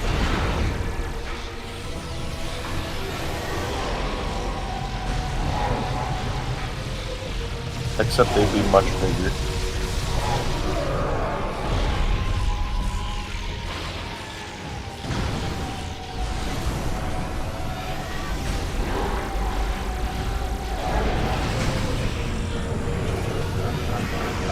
Yeah, this part of the fight is pushover compared to the Dark Samus fight.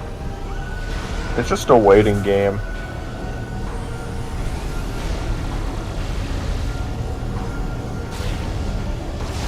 Like, it's no... Like, honestly, out of the 3 final bosses, this one has to be the worst.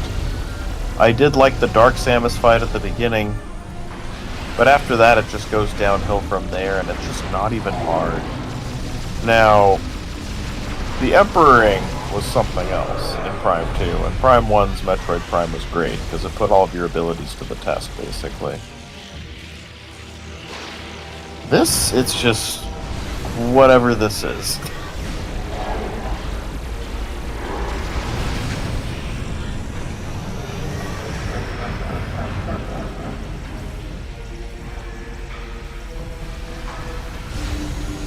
Oh, I do so hate this attack. Oh, yeah.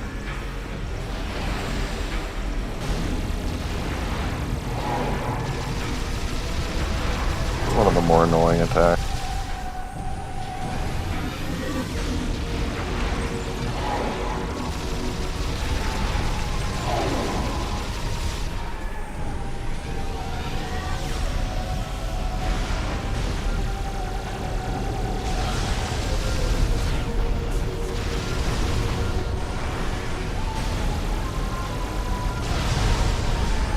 Oh, congratulations, Boost Guardian. Are you happy?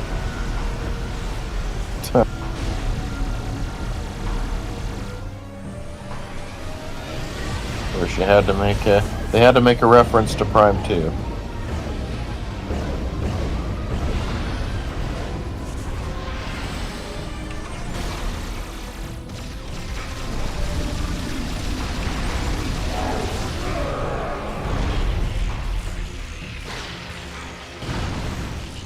It's very interesting since the Ing were pretty much the spawn of Phaaze.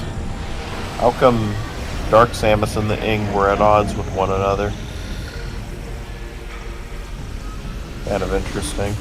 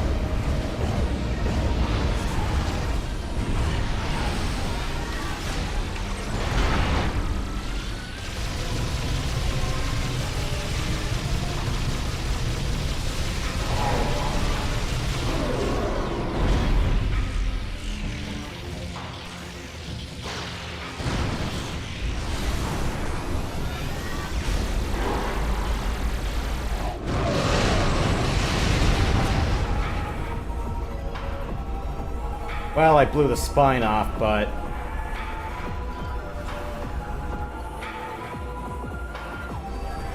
But yeah.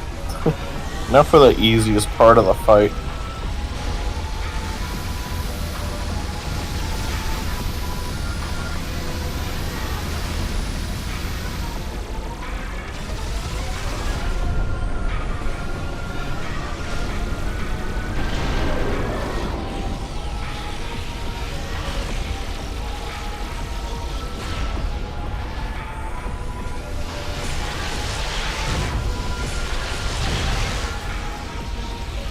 Time to shoot the pawns.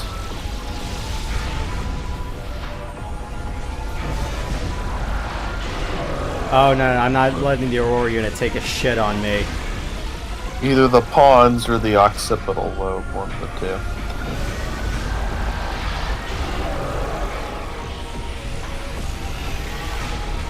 Yeah, I think it's the occipital lobe, actually. Yeah.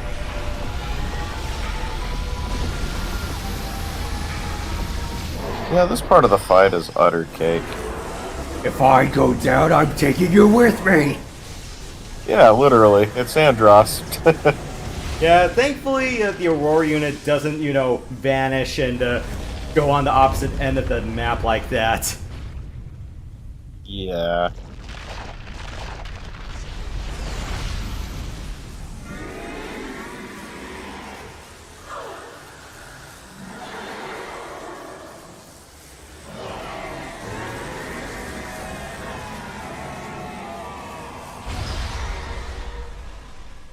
I expected a bigger boom.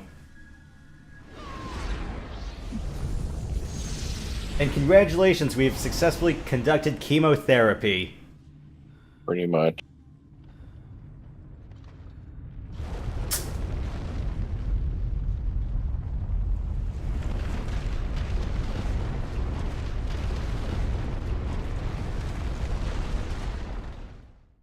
Oh, can't enter hyper mode anymore. But is that really such a bad thing?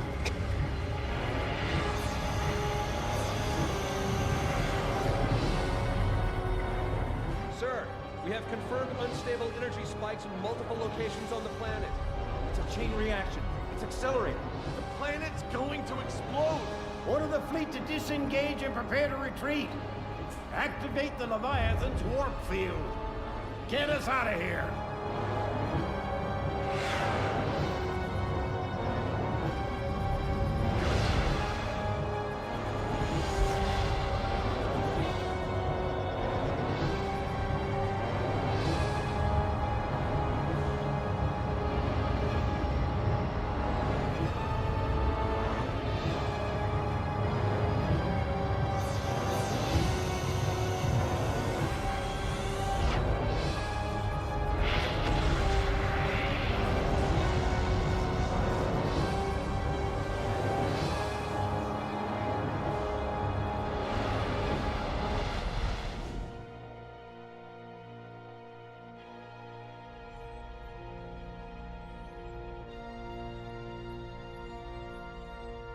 Damage reports coming in.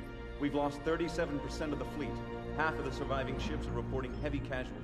Sir, we've confirmed the wormhole has disappeared. All the Leviathans are gone. The crisis is over.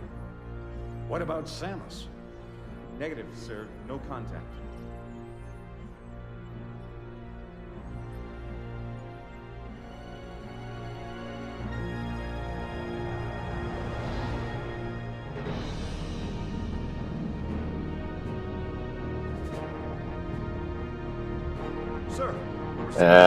Samus has been through her share of exploding planets and escaping off of them.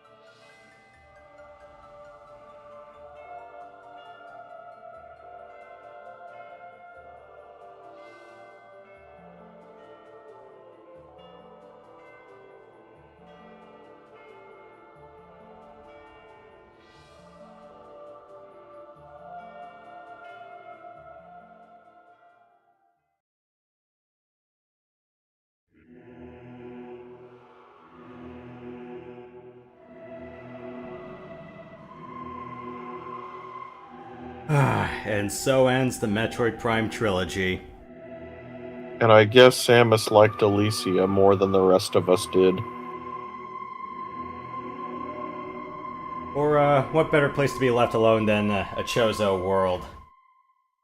I mean, that's fair. Not to mention it's quiet up there, peaceful.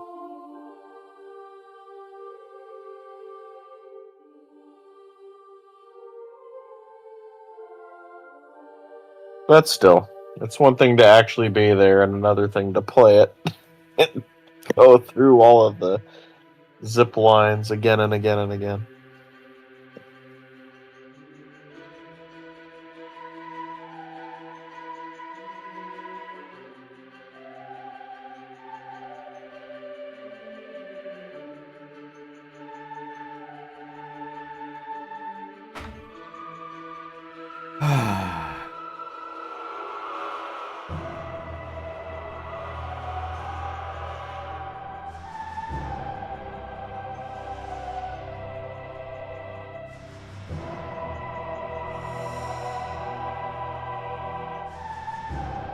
Yeah, this was the theme in the original Prime 3. Yep, especially, it's like you put the disc in, turn on the disc channel on the Wii, and then you hear this. Well, I mean, no, this was the main menu. The disc channel had its own theme. Yeah. I think it's later on, though. With the death of the planet Phaaze, Samus Aran's arduous fight against Phazon has ended. However, in the vast regions of space, this victory is just a twinkle of a star, spreading the light of hope through the darkness. Man, I remember when I played this game for the first time, and I heard that theme right from the get-go. I was like, "Oh, I'm in for a good time. I'm ready."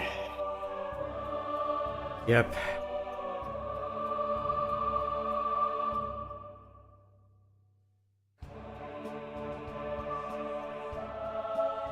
I look forward to hearing Prime 4's menu theme.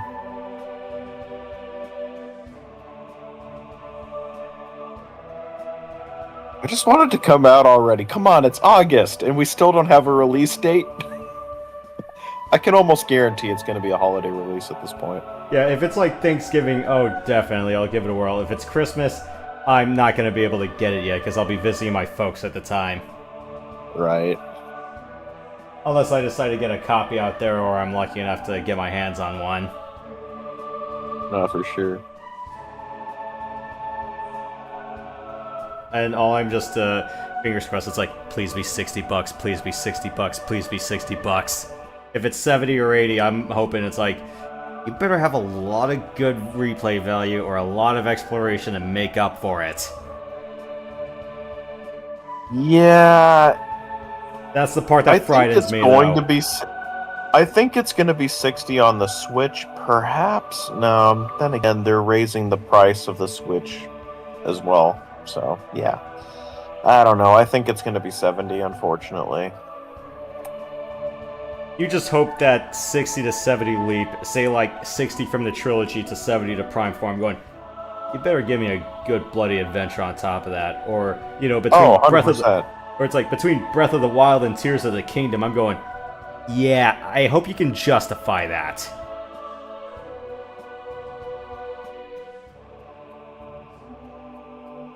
Yeah, they charged us $80 for Mario Kart World, and it is not worth the $80. This is coming from someone who's played it. It is not worth it at all. Especially when it's like $90 for, Mario Kart 8 plus the booster course when you got it at vanilla price. Yeah. Oh, actually, no. I would say it's around like 160-ish, because if you were like me and got it on the Wii U, paid for the DLC, only for them to completely shaft the Wii U version, and give us Deluxe, and then give us more DLC on top of that. It's like, what, close to $200 for a Mario Kart game? I see your point.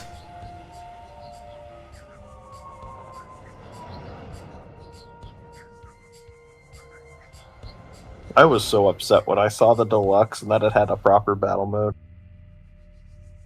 Yeah. I was like, where was this in Wii U?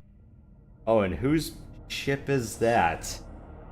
Find out in Metroid Prime 4. A game that we never thought we would get, because this game came out in 2007. And it's been, what, like 18 years? Pretty much. Again, we weren't kidding when we said that us Metroid fans have suffered a drought worse than the California man-made drought, but that's all I have to say. Or at the very least, it's like, we might actually get our answers faster than Half-Life 2 Episode 3. That's fair, yeah. I don't think Half-Life Episode 3 is coming out. Yeah, because... Oh, wait, no, it is. I think it did come out. I'm thinking of Half-Life 3. Episode 2 came out in 2007. Right. And it ended on one hell of a cliffhanger, and then they're like, oh, here's Alex. I'm going, you're just sidestepping the issue with Alex. Exactly. Like, no, give us a sequel, please. Get out of here with this. Yeah, because Alex just sidestepped it entirely, and then I'm going, and then there was Mark Laidlaw's notes when he left, and then there was Epistle 3, which was basically if he was still on the writing staff, this is how he probably would have done it. And then, it's like some people have tried to, take that with a grain of salt or, try to make a bloody whole 4 to 6 hour mod based on that. I don't know if they succeeded with it, but kind of reminds me of the Spectacular Spider-Man where season 2 ended on an awful cliffhanger, and then it got canceled. It's like, no. In fact, that was a lot of animated TV shows back then. They were so great, but they never finished them. Or they didn't. It's like either they didn't budget it out, or they didn't think they would let it ride, or they're going. It's like, yeah. Right. How long until we get the money to make this last? That's why the original Teen Titans went kaput, but then it came back in the form of Teen Titans Go, which I can't defend that show. It's not good. Like in seeing how the original Teen Titans ended, it just makes me hate Go even more because it's like, oh my god. That ended on a cliffhanger too, didn't it? More or less. No, it ended on a slap in the face, basically. Oh. It's like, oh yeah, Tara is back, and Tara doesn't remember Beast Boy, and Tara is Tara, and it just... Yeah, it was a massive slap in the face to fans. Was it like... And then we got Go. Oh. Yeah, because I was wondering if it was like the vanilla ending to Eva levels of, what the hell did you guys do? Did you just run out of money and just end it there? That's exactly what happened with them. They ran out of money and they're just like, okay, we're just going to quickly wrap this up. Even though we had a whole thing built up. Whereas like some other shows managed to end on their own terms. I know, like, regular show ended on its own terms. Granted, it got stale, and then they were like, you know what, let's just end this. Adventure Time ended... that point, yeah. Adventure Time ended on their own terms. I think X-Men Evolution ended on their own terms. One other series managed to Evolution end on was their own terms. Fun. Actually, I think Evolution ended on a cliffhanger. Ceiling Apocalypse, and then it's like a shaky piece at best. Yeah, after Apocalypse, they definitely had plans for another season, but then they're like, nope, we're not doing it now. It's like, oh, okay. They just decided to cut it off. They just decided, it's like, let's just end this right here and there, now that the plot thread's done, and then call it a series. What else? Exactly. I forgot which Justice League series ended on its own terms, or Batman Beyond. Probably Unlimited.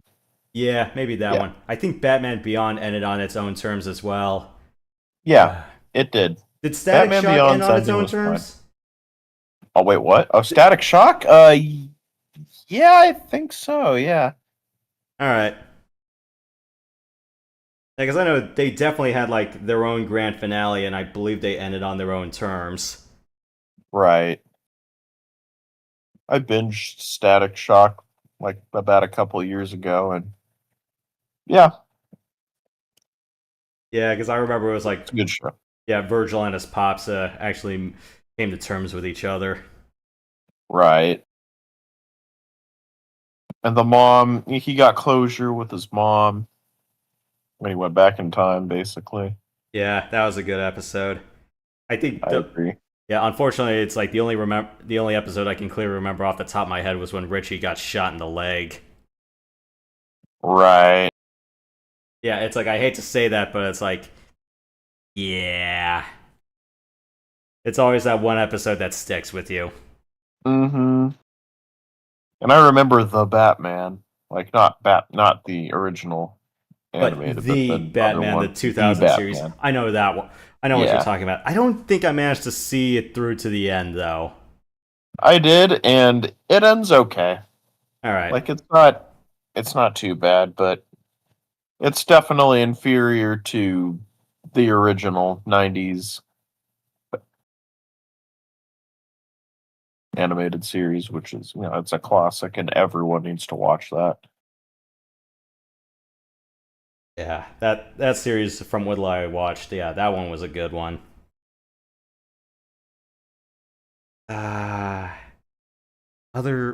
Other series that managed to end on their own terms. We don't talk about How I Met Your Mother's ending. I never even bothered watching that show. I heard the ending was trash. I was like, it's like even worse than the whole Lost show ending? was bad. What? The whole show was bad. Like, honestly.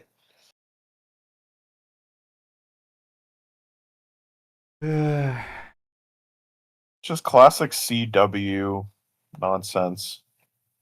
Of course, back then it was KTLA, and then it changed to CW. And wait, How I Met Your Mother was originally a CBS series. Because it was on syndication a lot, and then after that ending, they were like, "Yeah, we can't air this anymore." Yeah. Because I know it's like a lot of other. What the fuck is going on out there? Uh-oh.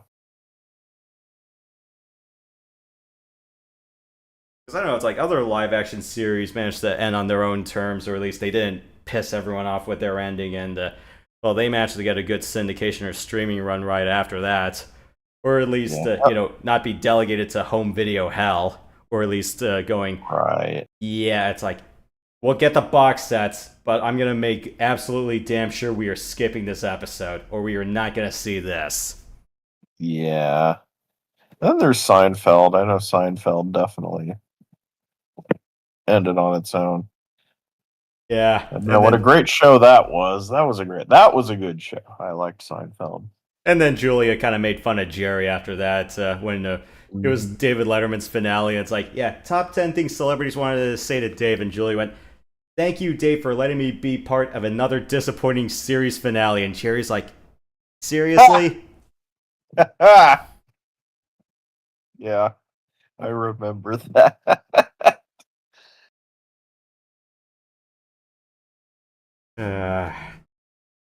Trying to think of some other kids' WB shows that aired.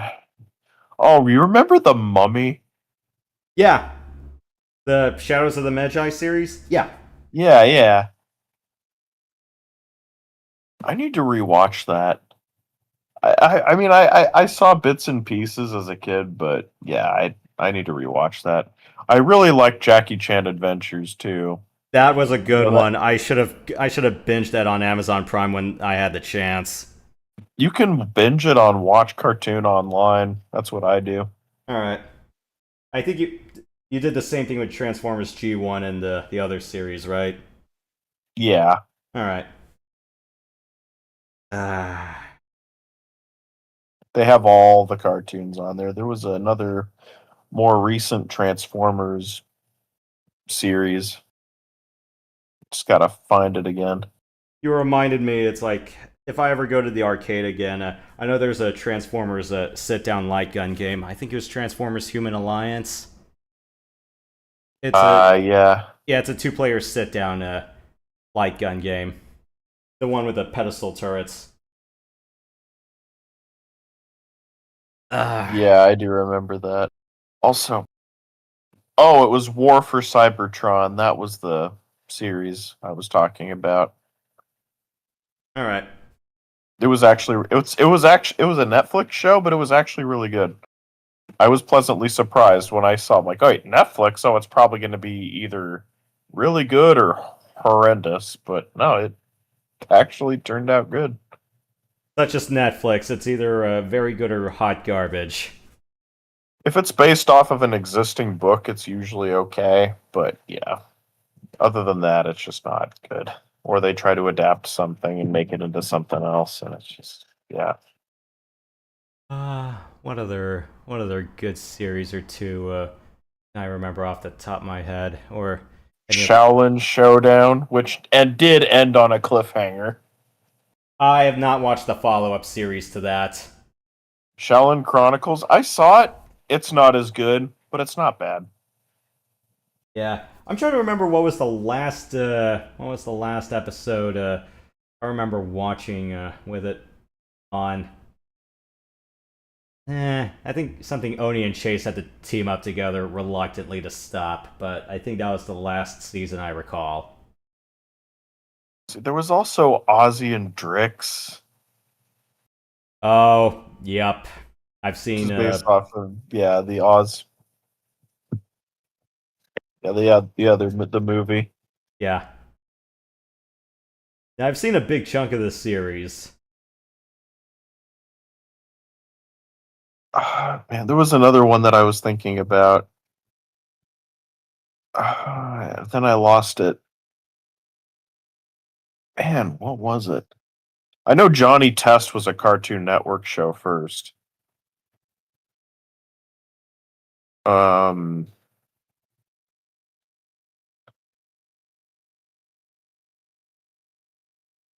what? What was it?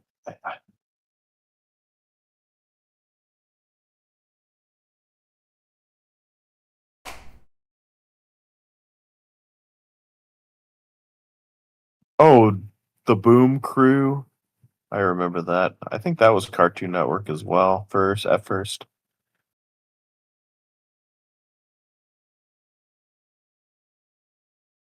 That was I don't know. Like I thought that one was okay. It wasn't my favorite, but it was one of those cartoons where it was like, I don't really care about this. I'm just waiting for the next one. you know.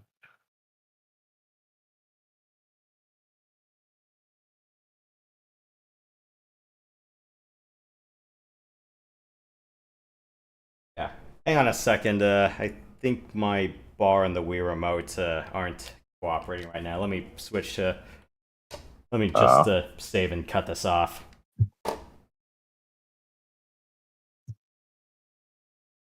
That's usually how that goes. Yeah, especially when it never cooperates.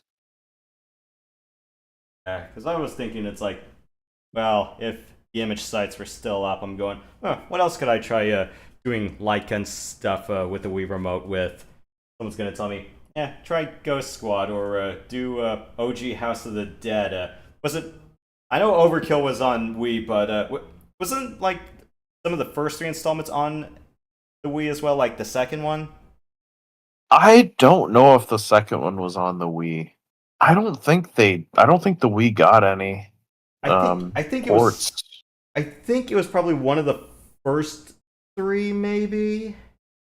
But I'll look it up. And yeah, I remember Overkill was weird. It was one of those. I think it kind of paid more to like the '80s grindhouse flicks. Yeah, it was like, and the thing is, it was just like, okay, we gotta say as much profanity as humanly possible because we're rated M and we want to earn that rating. And not to mention, some of the bosses were strange, some of the characters even more so. Like, that final boss was whatever the heck that was.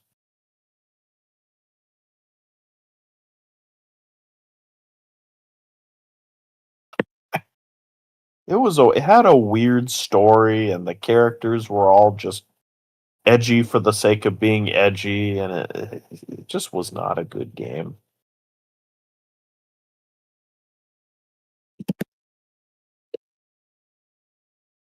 Uh-oh.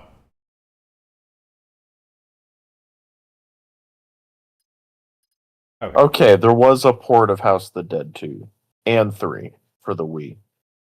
Okay. Just not the first one for some reason.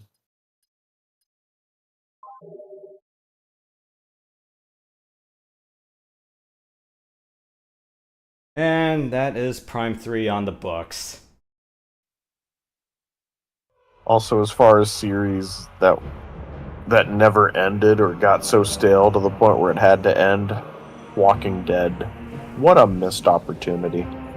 Yeah, the show was overly gory, but it had me engaged for a while. Up until like season 4, where I'm just like, okay, is this gonna end yet? Yeah, I think it was. And then I find out after everyone got scattered from the prison, I'm like, I get it's like your other cash cow franchise in Breaking Bad ended on its own terms, but No, yeah, it's like how much longer are you going to keep this up? Especially since they made a spin-off of it, and it's like, no. Finish this, please. We don't want another long and dragged out story. or I'm kind of wondering, it's like if they based it off the comic, I'm going, it's like, are you guys gonna pull? They had to have. Oh, sorry. Christ, it's almost midnight Eastern, and some motherfuckers are still revving their engines. But anyways, where did my train of thought go? I'm going, okay, if they ran out of material from the comics, I'm going, are you guys trying way too hard to avoid another Game of Thrones situation? Well, that was before Game of Thrones, but yeah. So I'm just wondering if they ran out of the source material first. I don't know. I don't know what the deal is with that. I feel like they were just trying to pad it out as much and milk it as much as they wanted to, and yeah. I don't know. It started off great. It ended awfully because, you know, it just dragged and I just lost interest. But there was this awesome TNT show called Falling Skies that I highly recommend, and I'm surprised a lot of people haven't seen that one yet. It's post-apocalyptic, alien invasion, survival, basically. It's a good show. I like it.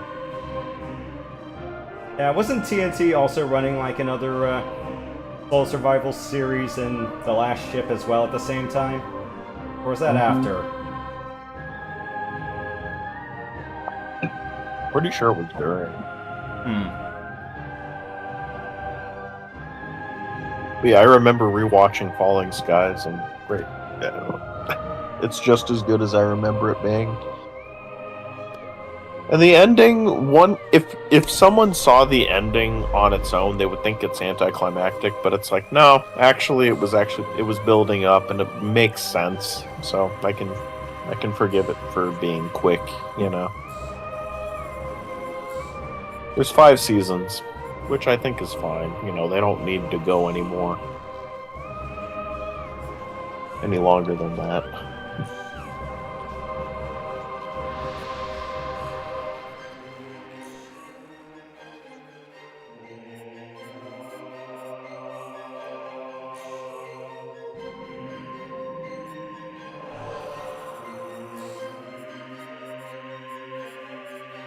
And yeah, no Rundus theme at all for some stupid reason.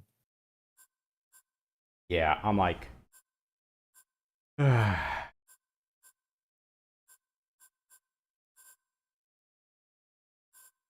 it's like, you already have one Dark Samus theme. Why do we have to put it in the second time? Yeah.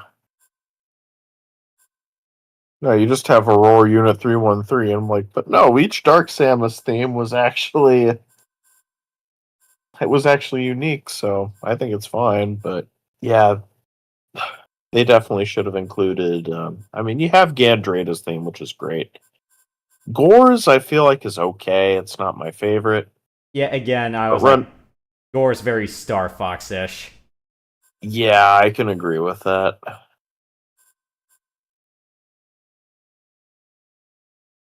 But yeah, Rundus definitely had the best of the 3, by far.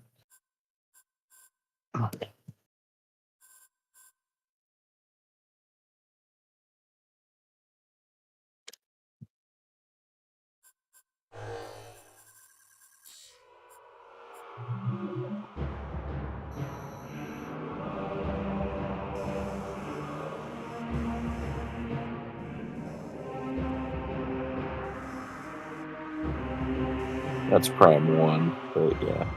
Yep.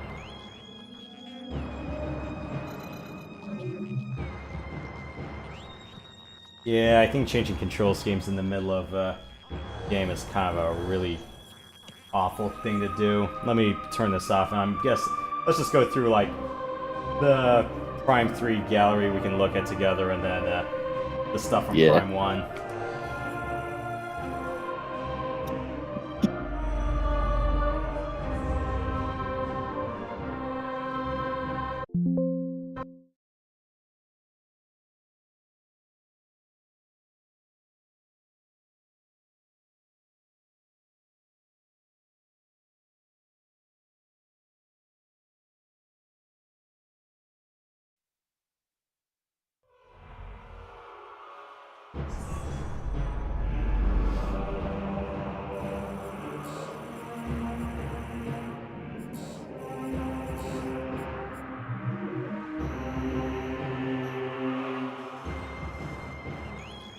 I guess their top-level view of how they wanted to build the map.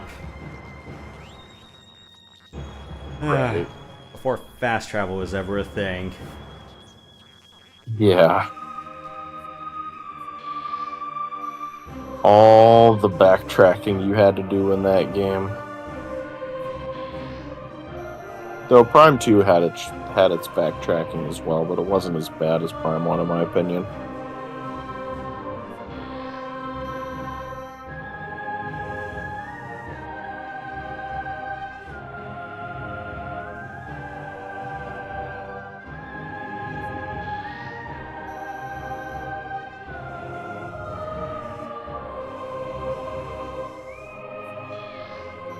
Yeah, this looks like all the concept and environmental art.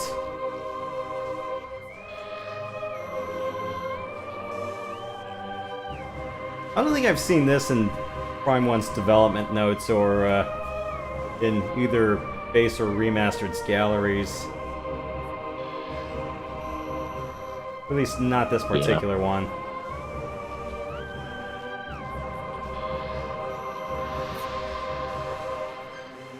Yeah, I know that they definitely added some to the trilogy.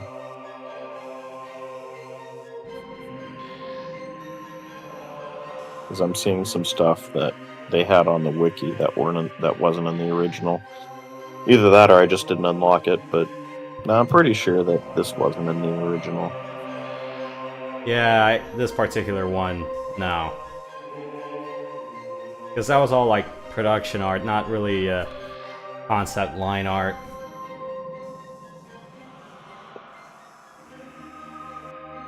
Yeah.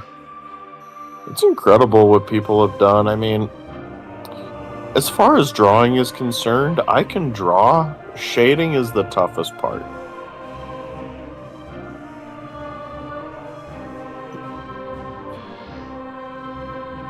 Yeah. I can't draw circles and I can't draw women, so don't. I can only draw like guys in stick figure guys in clothes. Yeah, as evident in your video template.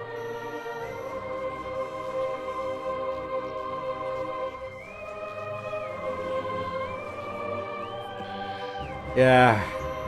What 30 minutes in Microsoft Paint does. Yeah. You just put a bunch of lines and use the fill tool, and there you go. I use paint.net and I mainly use it for spriting or making video templates of my own. Yeah, I think I only really used paint.net for some of my later ones when I was doing some of the arm patches, because doing gradients isn't something you can exactly doing gradients in an area, or at least in a confined area, is something only paint.net can reliably do. No, yeah, for sure.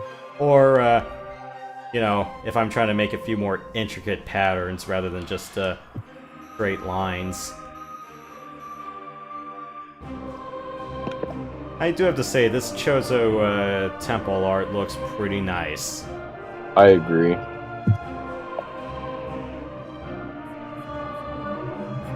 Though the lighting definitely wasn't a factor. But it still looks good, though. Yeah, okay, this looks like just all the base creature art, so... It's biology gallery, so of course. The Magmors. I'm going. Are you guys just? Was somebody just watching like Ghidorah the three-headed monster and said, "Yeah, let's just do that." Pretty much. I'm surprised there was no three-headed Magmor that you had to fight in Magmor Caverns.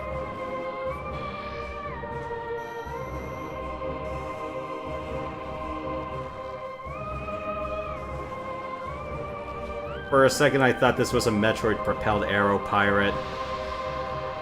Kind of looks like it, yeah.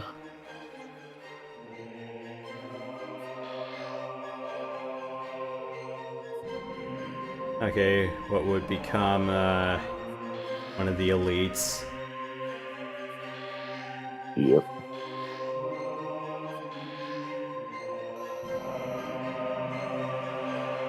The Phaaze elite, which, yeah. There are iterations. Parasite Queen. Iterations for Flagra. Plant boss. Ah!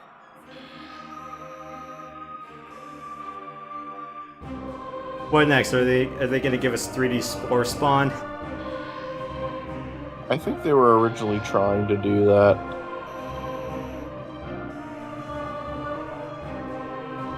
But then they're like, no, let's do something else.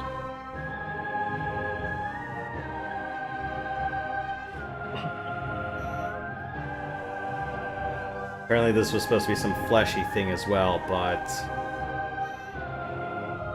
Yeah, bone, shell, muscle, but also a plant. It's like, okay. It makes some sense. Their first take on Ridley, or at least one of their takes on Ridley. Yep. They were trying to show his organs because, oh hey, he's still vulnerable. He's still recovering from his fight with Samus on Zebes. So it's like, okay. Meta Ridley, the final one. Alright. How they would look in the logbook.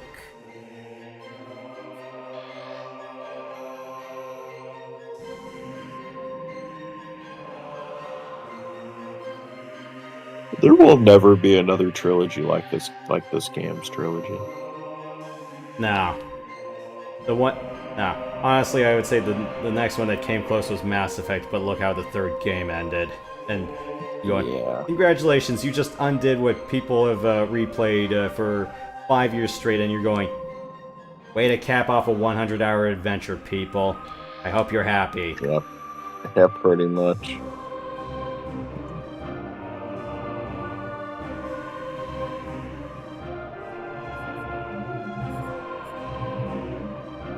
Alright, the base Samus gallery. Alright. I need to replay the Wolfenstein series.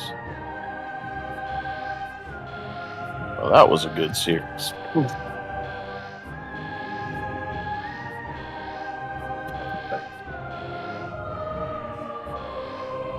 Alright. Everything that was in vanilla game.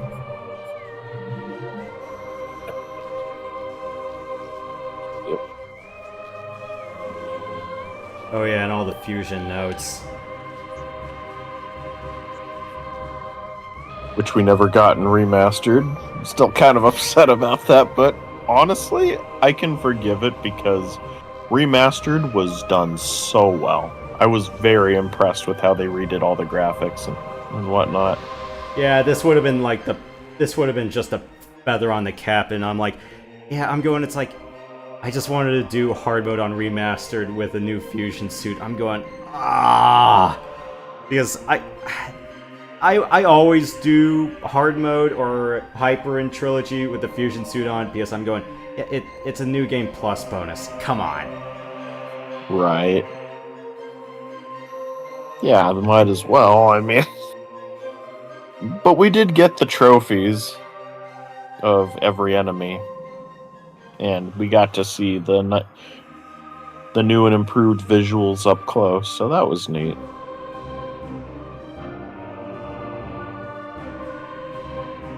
I wonder if these notes are supposed to be the meshing on the armor. So just what layers of protection this is supposed to be. Right. And then they changed it to muscle fibers.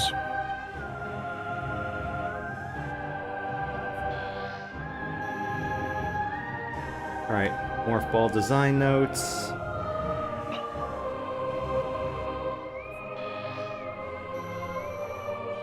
Alright. More muscle fibers on the suit. Their Boost Ball Mechanics Guide. Boost Ball was such a cool idea, especially with the half pipe.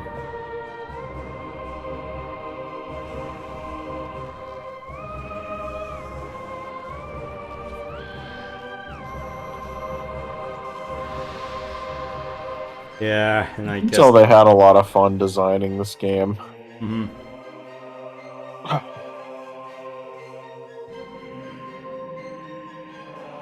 And they're going, nope, you don't need to tilt the stick to control the boost ball. Yeah. Right. Metroid Prime scaling. That faceplate. Concept art for the ending.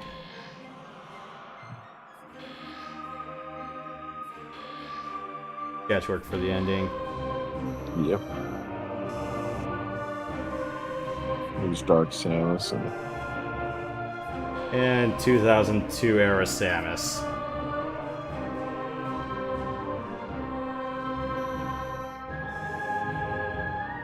The end? Yeah. January 17th, 2002, but it looks like they left the artist's name off. Oof. 55-degree focal length.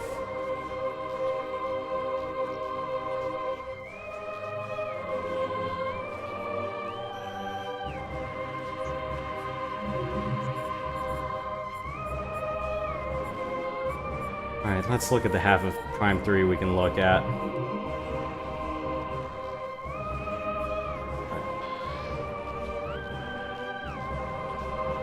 Iterations of the PED ball. I would have thought they would have had a few extra tweaks, or at least, I don't think I noticed the extra tweaks you get when you get the boost and spider ball installed. Right. Because, yeah, that's what... Because I know Prime 1, the ball didn't change too much when you got the boost, but spider ball, oh, definitely. 2, oh, definitely, you got a little bit of a slight tweak with the boost, and definitely a tweak with the spider ball. But yeah, I don't think... with each suit, there was definitely a new design for the morph ball as well, which I thought was neat. Yeah. Yeah, 3, you barely notice any difference. Yeah, because... Probably one of the worst looking morph balls, in my opinion. I can understand with the fusion suit in 1, it's like, okay, we're not going to try to tweak the morph ball any further. But... Yeah, it's like, that I can forgive, but this one I'm going, it's like, yeah, I honestly cannot tell which iteration of the morph ball I'm in. Yeah, exactly. Alright. PED designs. Initial PED designs, I'm going, wait, when are you trying to add wings? Yeah.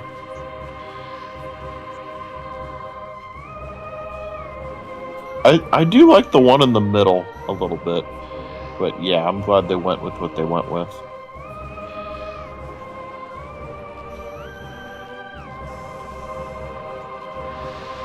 I wonder if there was something else that was supposed to shoot from her hand other than the grapple, because I'm going, I don't know, fist punching shockwave probably doesn't really scream Metroid to me as much.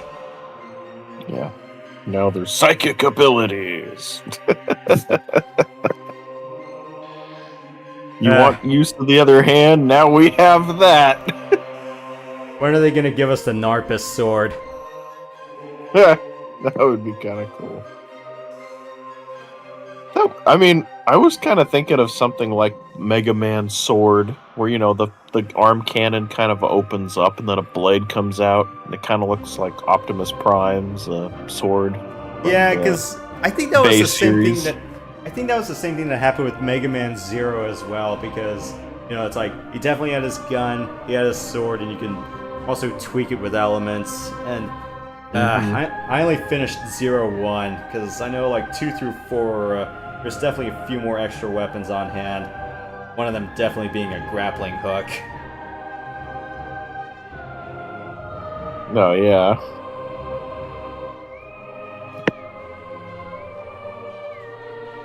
Okay, looks like they're iterations of the arm cannon.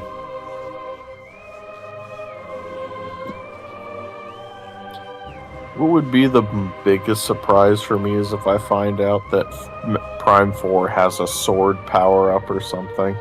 And it's like, oh, it's like the Psychic Sword, the Psycho Blade or something.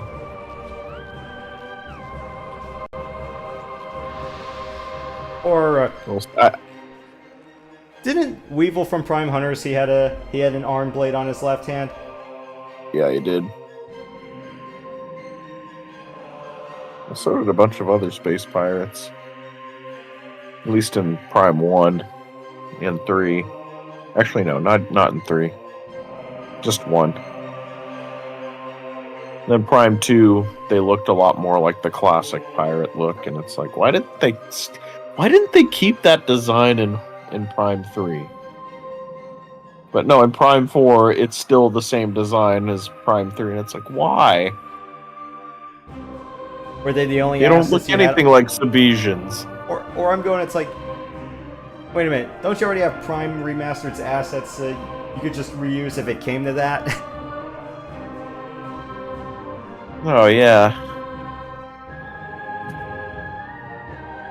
I don't know, just stick to 2's design. That's definitely the best iteration of Space Pirates, in my opinion. Okay.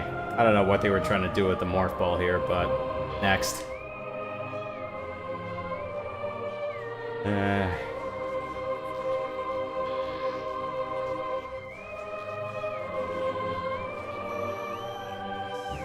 Interesting look for the Varia suit, I guess.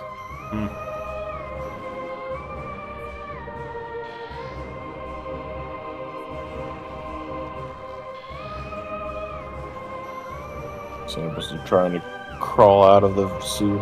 I don't know what the heck that's all about. Yeah, or just...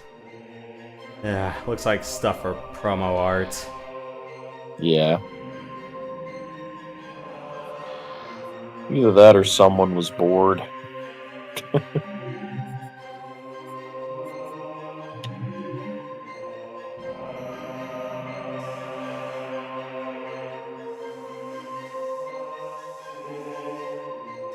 Gore looking like every other 2000s robot companion. Dude, that's legit C-3PO! Or Terminator. It's a T-1000. There you go. Oh my god. It's literally a T-1000. That's funny. I'm glad they went with the newer look. Yeah, that's definitely not a 600 series. You could probably say it's an 8. Maybe not 1,000, but 1,000's more like that liquid metal malleable mold. Right.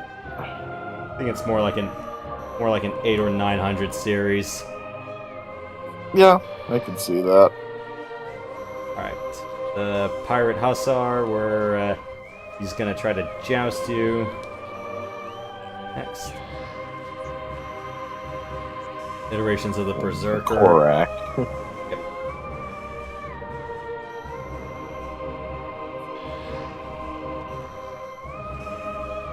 Crawl tanks.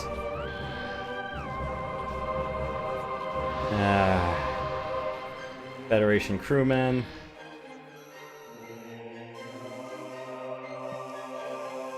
Lizard people. Yeah, the Reptilicus. Yep.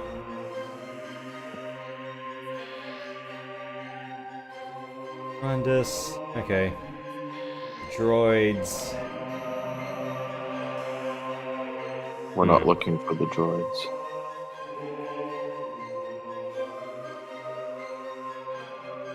I wonder if these spikes were supposed to be like sensor arrays or missile launchers. I have no idea. Like, probably, I would say maybe missile launchers. I can see that. Yeah, Alicia definitely had a nice steampunk look to it. If anything. It's definitely with it. And then there's Steam Lord, which...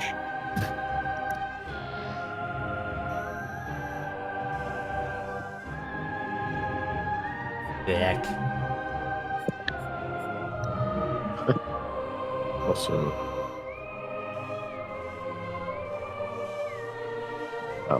Matt joined. Hey, Matt. Hey, guys. I'm shaking. We just beat the game. Yeah, pretty much. Man. We're just looking at concept art. Yeah, bro. Or Alicia.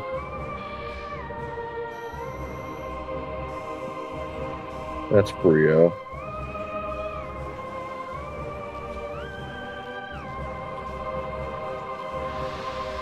More Brio. Yeah, think. I would have thought there would have been some Chozo notes here, but I'm guessing that's just me seeing the beaks too hard. Right.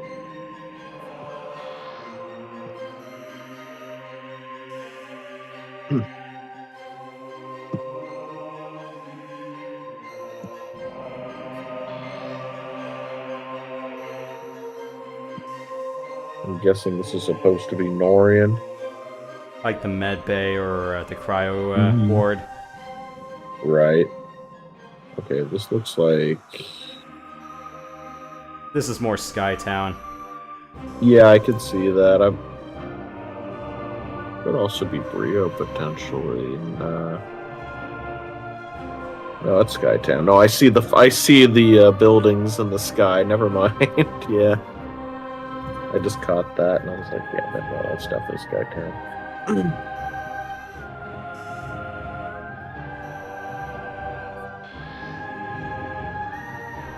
That's the bird people, right? Yep. Yeah, the Chozo. Are they like geese or something? No. I would say they're more like crow-esque? Eagle, like Falco from Star Fox, kinda. Not quite. Kind of, yeah, not... I wouldn't go so far as to say they're like Falco, but yeah.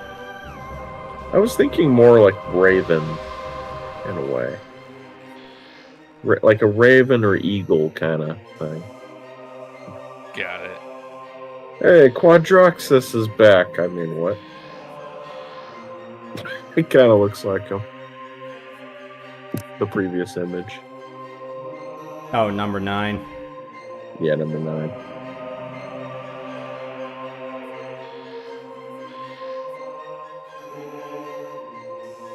I'm guessing that's supposed to be the Aurora unit, but no, that, like, the whole shape, especially at the top, looks like Quadraxis.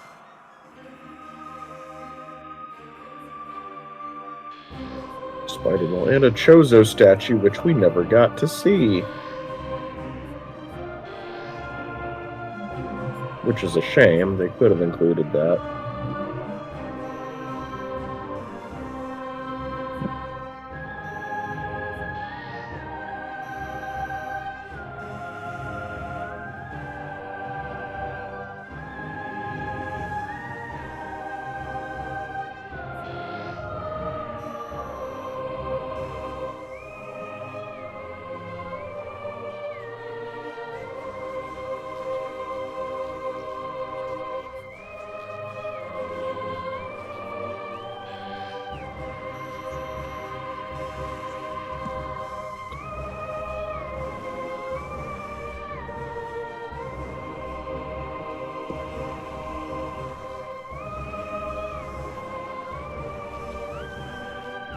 That's Helios.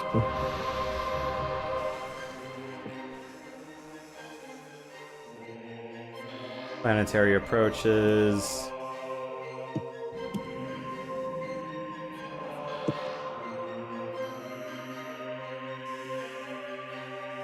Yeah, that's all we can view for now. How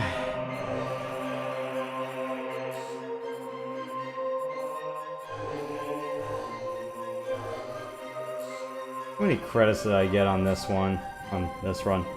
105, 49, 29. Alright. A couple of extra blue credits I missed out on, and at least I got all the yellows out. Because those are friend vouchers. They better not have these. If I see these coins again in Prime 4, I will not be happy.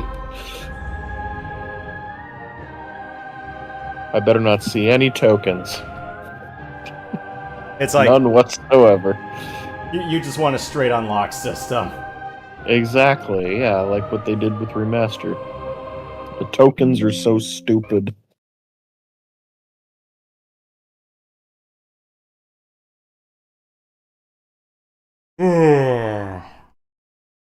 Well, that's the whole of the Metroid Prime trilogy, and yeah, I might not do Prime 4 right on release. I'd rather give it like one go around and then do it live. Understandable.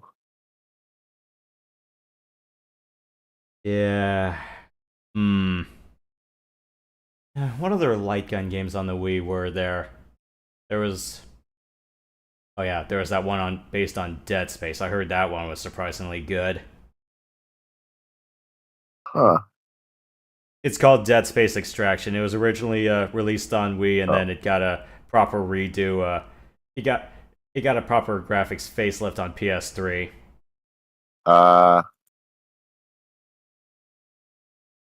Yeah, I didn't even bother with that one.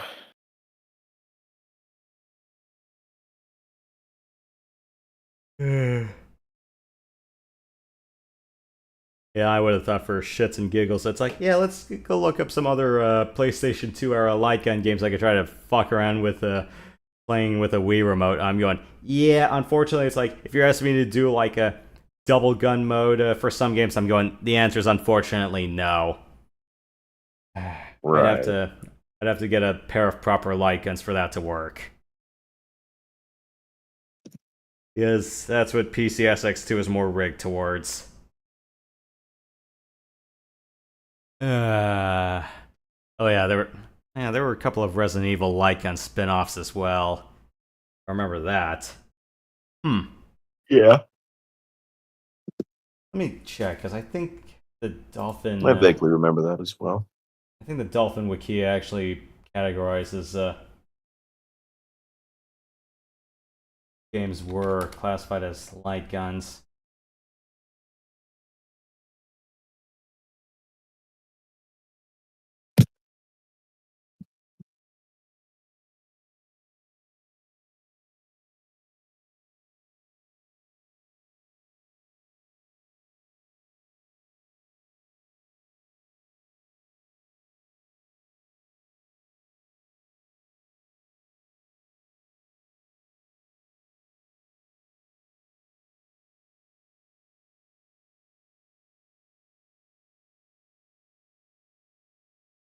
Okay, let's see. All right. Sort by rail shooters.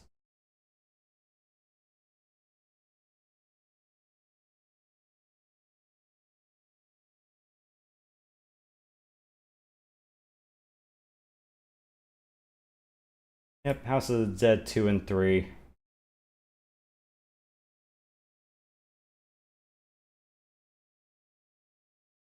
Yeah, they had that, but not the first one. Yeah. I don't think they were the one. Apparently they said this was one of the few games that came with the Wii Zapper shell. The one that came with Link's crossbow training. Right. It's no wonder I didn't see it, because I never got the Zapper. I figured it was just something that wasn't going to function well, so I didn't bother with it. It was basically a shell like the wheel for Mario Kart. Right. Yeah. Which, funnily enough, I did originally use. I tried to use the Wii Zapper doing GoldenEye on Wii, but that just turned out to be too freaking awkward. I was like, nah, this is stupid. I'm just gonna do freehand mode and chuck like I did with Prime. Oh yeah, that's the way to do it.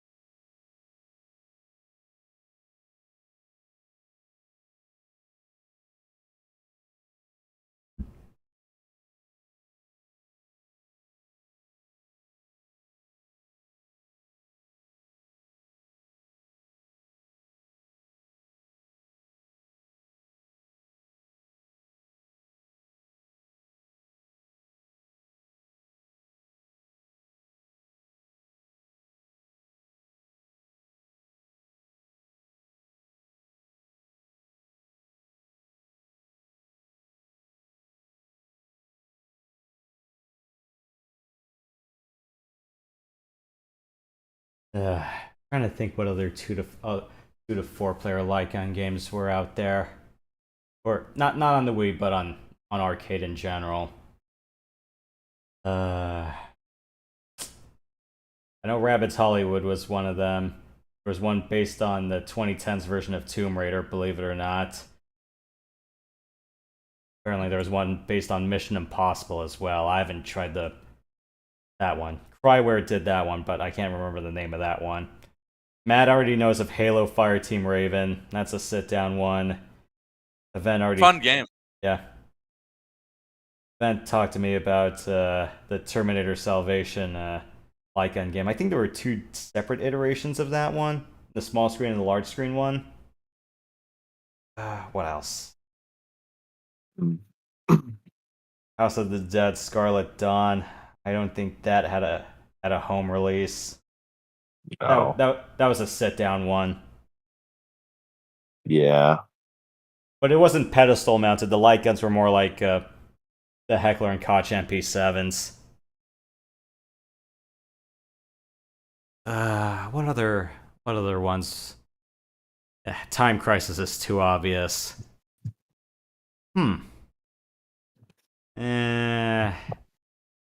Silent Scope's another obvious one. Oof. I have not tried Vampire Knight. Yeah, honestly, I just after House of the Dead 4, I didn't go any higher than that.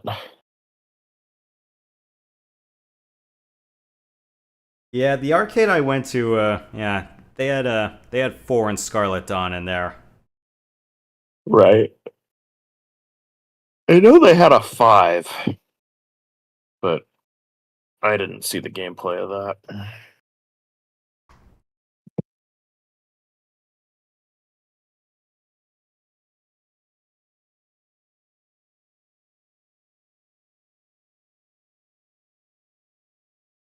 Oh, Scarlet Dawn is 5.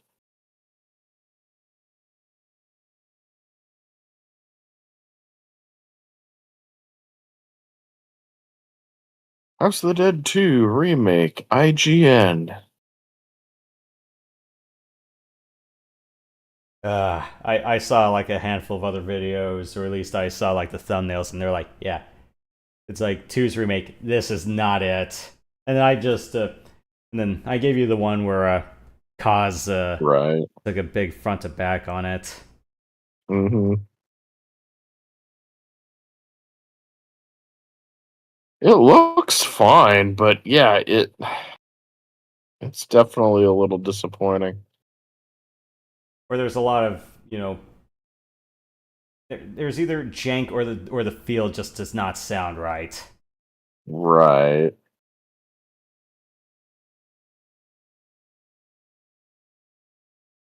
At least the first remake was fine. They just didn't get the soundtrack, which I was really upset about. Like, not angry, just sad. Like, come on. Then somebody did it themselves, and they put it in the game, and there's a mod that you can download where you can play it with the original music on it.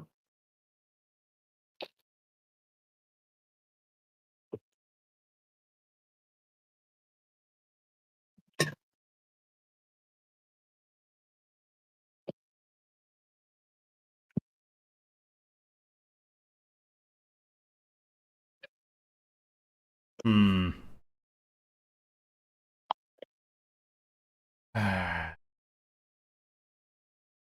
Yeah, August 7th. Oh my goodness, it's coming out in 5 days.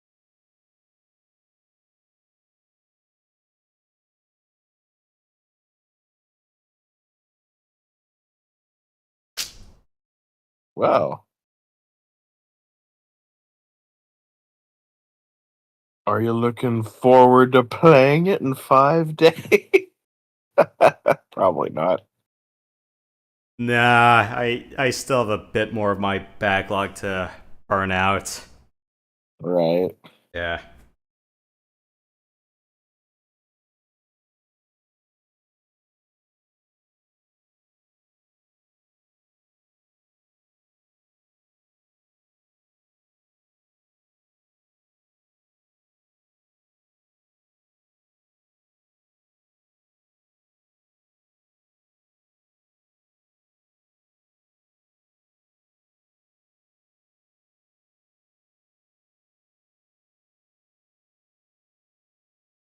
Yep.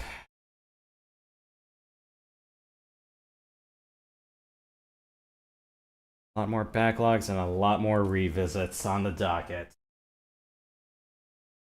Yeah. Matt, you still there? Yep, so here.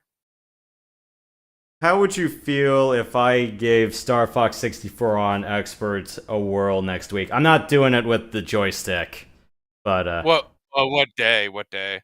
next Friday night. Gotcha. Let me see if I got anything on that day. Yeah. I mean, yeah. If you want it on Friday, let me see what I. If there's anything. Hold up. Just checking my schedule here. Yeah. And then further down the line, it's like, okay, fine, I'll do some more of the 2D Metroid revisits. Yeah. Yeah. Anything else still need to revisit? Parts of Mech 2, I'm like, okay, fine. I have not done like any Mech Warrior stuff in like over 2 years. Yeah. I haven't really felt too much about doing 2 recently, and moving to my new tower, I'm not even sure if I could even do 3, and I'm trying to get Mech Commander 2 to work, but rendering is such a pain in the ass. Having a fight with Englide and DG Voodoo and all that, I'm going, not having fun with that at the moment. Because I would definitely like to revisit Mech Commander 2, but Don't do it on Elite. no, I won't. I already showed you what kind of a one strategy based approach you have to give. Yeah.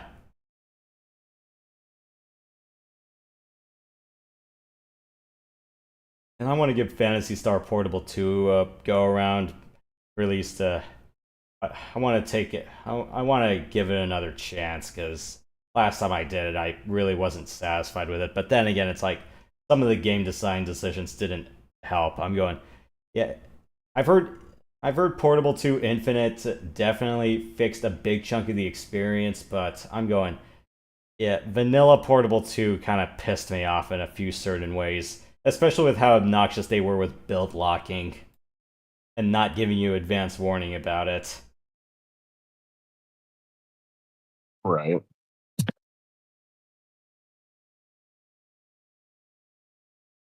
Yeah, or I still owe Matt the second half of Classic Battlefront 2.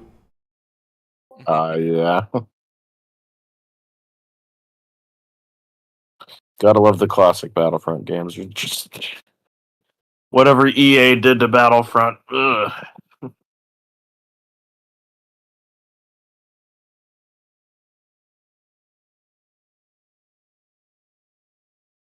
Yeah. Okay. Not in the mood to touch longbow, or at least do that again live yet. Not sure if I want to go through free space again yet. I know, yeah. I definitely want to revisit River City Girls again, and a couple of East installments I definitely want to look over again. Maybe if I want to talk about like directions where Zelda 2 could be remade, I'll definitely revisit Oath and Felghana for sure. Yeah, because I know, yeah, there's 2 games that I definitely want to revisit that I have not done since coming eastward, so yeah. MechWarrior 2 Mercenaries is one of them. The other is East Memories of Salsetta. I'm just wondering whether I want to just straight up revisit that or just wait for the memoir version to come out and then do that. Yeah, because I think there's only like 2 more titles this year I'm really just waiting for. It's like, yeah, Prime 4 is one of them, and then the other one is the Trails in the Sky remake. But yeah, I'm already in the middle of Cold Steel right now, so I'm not really in the mood to do Sky FC remake live yet. Maybe if they redo the second, but I'm gonna go. Yeah, Trails in the Sky second chapter is one of the best RPGs of its generation. I don't know how the hell you're gonna be able to top that in a remake.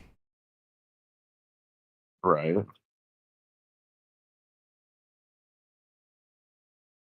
And yeah, meanwhile, I'm still shaking my fist at Falcom, going, it's like, you guys are redoing Trails in the Sky FC, but there's still one East title that hasn't been even.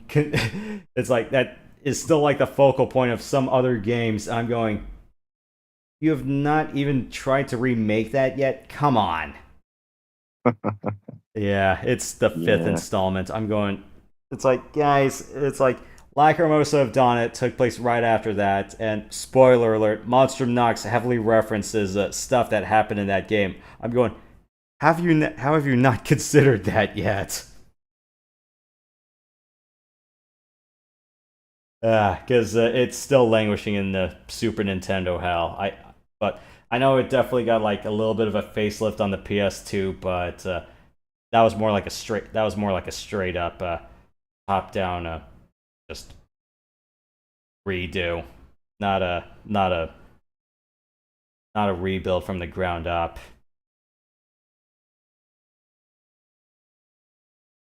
I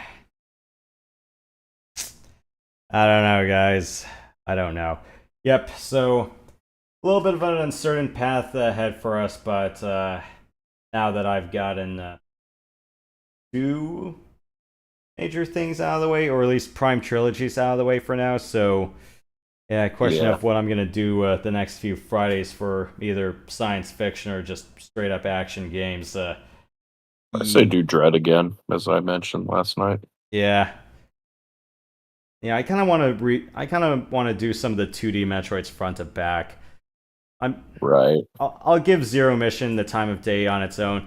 AM2R, I don't know. That's not the kind of game I can play in one session, believe it or not. No, yeah, AM2R is going to take you a bit of time.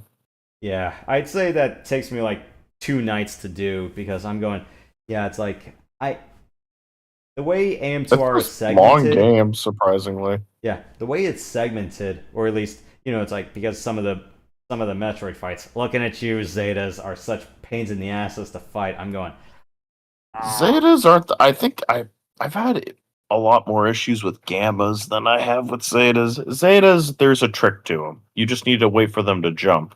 With Gammas, good luck hitting them. Because their hitboxes suck. Are so finicky, yeah. Yeah, the thing is, though, with Zetas, it's like, it's like they just keep swiping it down. It's like, yeah, I'll definitely try to wait for them to jump, but it's like, it's like some of the rooms are spiked, and I'm going, yeah, I kind of don't have the time of day to wait for them to make that leap. Right.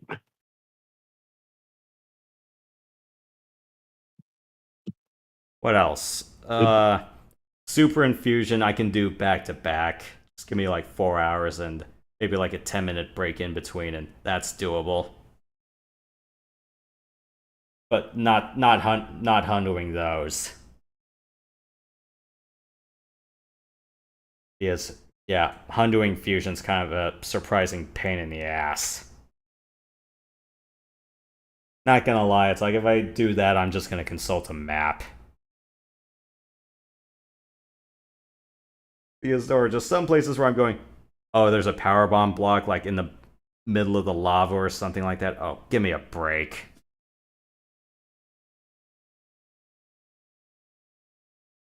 Yeah. I might just do most of the 2Ds right then and there. As far as other things I want to do go, yeah, so I want to do a little bit of Star Fox 64 on Expert. I'm not going to do it with a joystick. I tried that once and that was already hell. Right. Yeah, until I get a feel for how Expert is on a pad, I'm going, yeah, I'm not gonna torture myself with a stick on that. As far as like shooters go, I definitely want to give Black Mesa another whirl again, but I want to, because I'm an idiot. I want to try it on hard. What else? First Encounter Assault Recon. I definitely want to stream that one. I couldn't do it on my previous tower. I'm hoping this time's the charm. Yeah, and again, if events up for streaming with us again, then I'll find some room to do a mainline Final Fantasy installment. I'm leaning on doing the first game, but on the advanced version. Yeah, Pixel Remaster follows more of the OG NES rules. But the thing is, though, you don't get the bonus dungeons if you want to do those. Yeah. Well, I'll just figure it out, I guess. Yeah. So, yep. Because all the Fridays, yeah, it's like I've already done like 2 major science fiction installments. It's like, yeah, I've already done the Mass Effect trilogy. I'm not doing Andromeda. And we've just done the Metroid Prime trilogy as well, so. All right. Yeah. Not a lot. I get the feeling once people stop making new good games, we're just going to keep going back to the same stuff over and over again. Yeah. What a sad time that'll be. Yeah, and I know definitely, yeah, I know I still have some other titles I gotta finish off on the Switch. I've already finished most of Base Story and Xenoblade Chronicles X, but I gotta do Chapter 13 on. I still gotta go through Echoes of Wisdom and Princess Peach Showtime. And, yeah, Kirby and the Forgotten Land. How have I forgotten about that?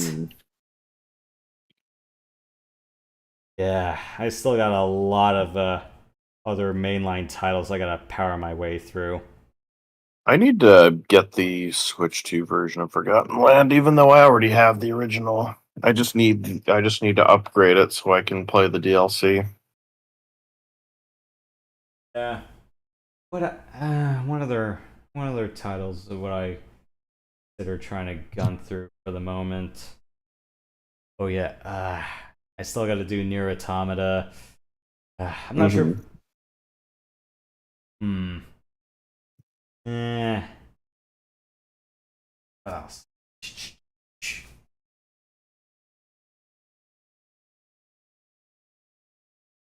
Yeah, I gotta go through first Monster Hunter stories on my own time.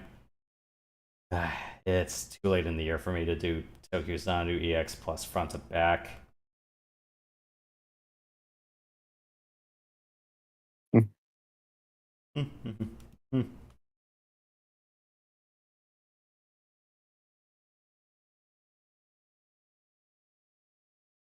Yeah, maybe next Friday, we'll just do a typical night at the arcade stuff.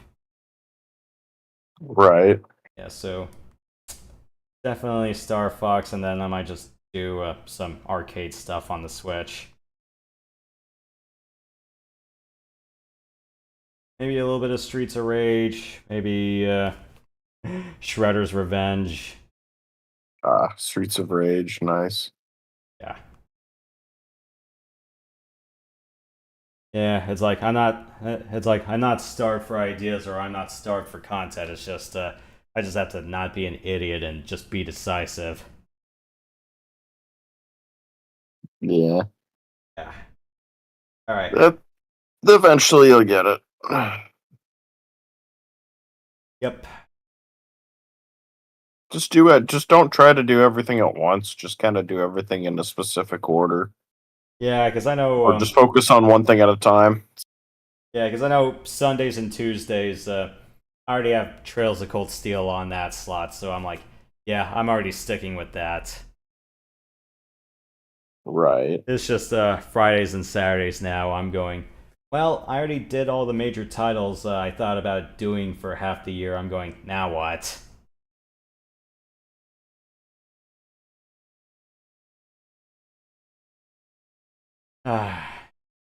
Maybe after Star Fox, let's just do Metroid the rest of the month. Why the hell not? Right. Yeah, I'll get back to you. Tell you what day next week will work for me. Yeah. So, yeah. Let me think about it, because I'm thinking. Yeah, it's like let's just do like Star Fox on Expert on Friday and a few more arcade things, and then yeah, let's just do some more Metroid, like most of the 2D installments. I'm like, why the hell not? We're already here. Exactly. It's basically like okay, Prime 4 is coming out. We got to prepare, you know. Yeah. Or maybe after Star Fox, I'm like, let's just do Nestroid. Why the hell not? Oh no, you want to do Nestroid? I mean, I know how to do the game like almost front to back. So, or at least I have a very good set path on how to do it. Right. So, that one shouldn't be too bad.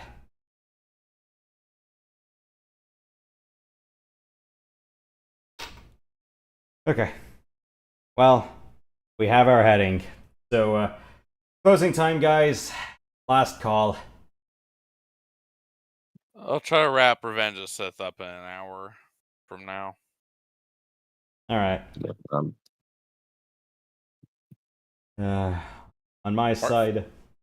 Oh, you guys wanted to say something? Oh no, I was just saying part 4. All right. Yeah. Tomorrow for me, Trails of Cold Steel 2.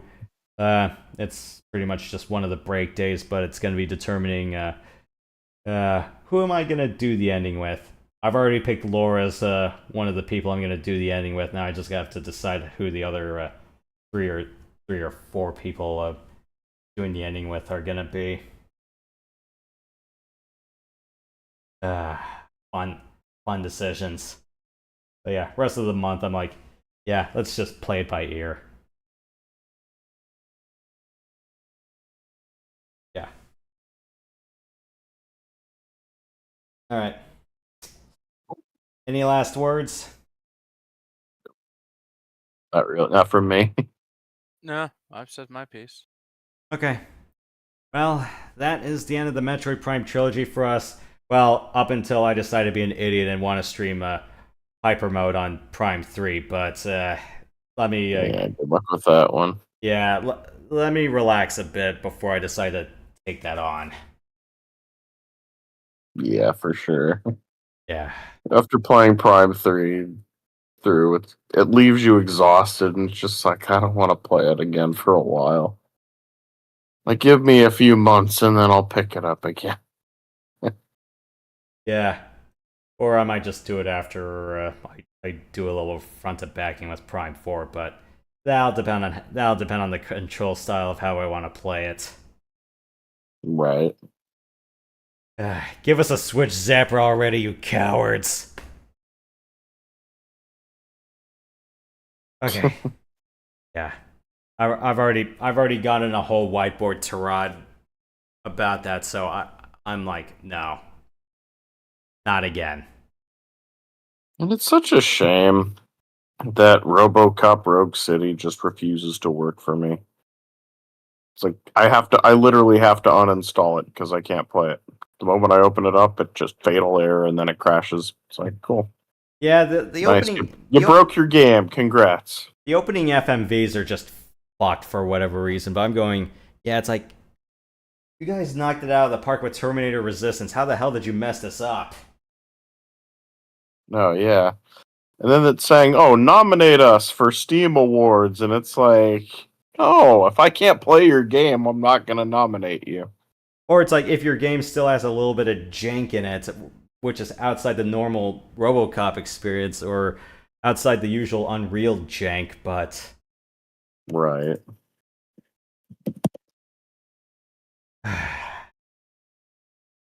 Yeah. All right. Well, that's a shame. Yeah. I'm done. Okay. Yeah. I think I've already said my piece, so thank you guys for joining me throughout the trilogy. Yeah, of course. And I'm a Metroid fan, and I have a lot to say about it. Yep. Especially like the last 18 years of hell. Or, well, 16. Yeah. Just not getting a game for so long, and then Other M happened, and it's like, Wait, when did Samus Returns come out? 2016. Okay. 7 years. Actually, no, 2017, sorry. 8. But yeah, 8 years. Although that kind of came at the price of AM2R, but trade-offs. I feel like AM2R was a great game, but like every time I played it, I just couldn't help but lament. You know, it's like, okay, I'm playing this awesome Metroid game, but Nintendo hasn't given me a game in so long, and I don't know if they ever will. You know? So it's like, man. Loving what I'm playing, wish Nintendo gave this to us. Yeah. Or it's like, maybe like the one day I do like Super Infusion together, someone's gonna ask me, are you gonna do X Fusion? I'm gonna say, I'm not that comfortable with I am. Well, you are. Yeah. Personally, it's like I'm much more comfortable playing Fusion and Zero Mission, where it's like going back to Super for me, I'm like, I'm not the most comfortable playing Super, but we'll see how it handles. If there's a running button in X Fusion, then that's going to take some getting used to. But if there's not, it's like, okay, well, if it plays like it normally would, then cool. Or if it uses Project Base as its skeleton, but I'm not sure if that's the case. Right. Yeah, there were just a few things with Project Base I kind of was a little bit uncomfortable Oh my with. goodness. Speaking of which, it's out now. Oh. Yeah, it came out yesterday, dude. Nice. All right, I'm all over this one. Go have fun with that. Oh yeah, I will. Oh man, I'm looking forward to playing this. I still gotta play Hyper Metroid. Yeah. Though I heard it's like, I know some people didn't agree with the original iteration of Hyper Metroid, and then there's like the Hyper Metroid fixed version, and then I'm guessing the guy took the hint and did Hyper Metroid Super. Right. Okay, average runtime 5 hours. Average collection 71%. Nobody 100% in this yet.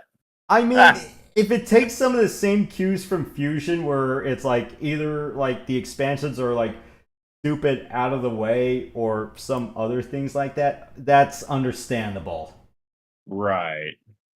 Or please tell me it's like someone's gonna say, I didn't do this because fuck Crumble City. I think. Oh my goodness, Crumble City. I hear is from what I've seen is worse in this version. And I'm like, oh no, why would you make Crumble City even worse than it already was?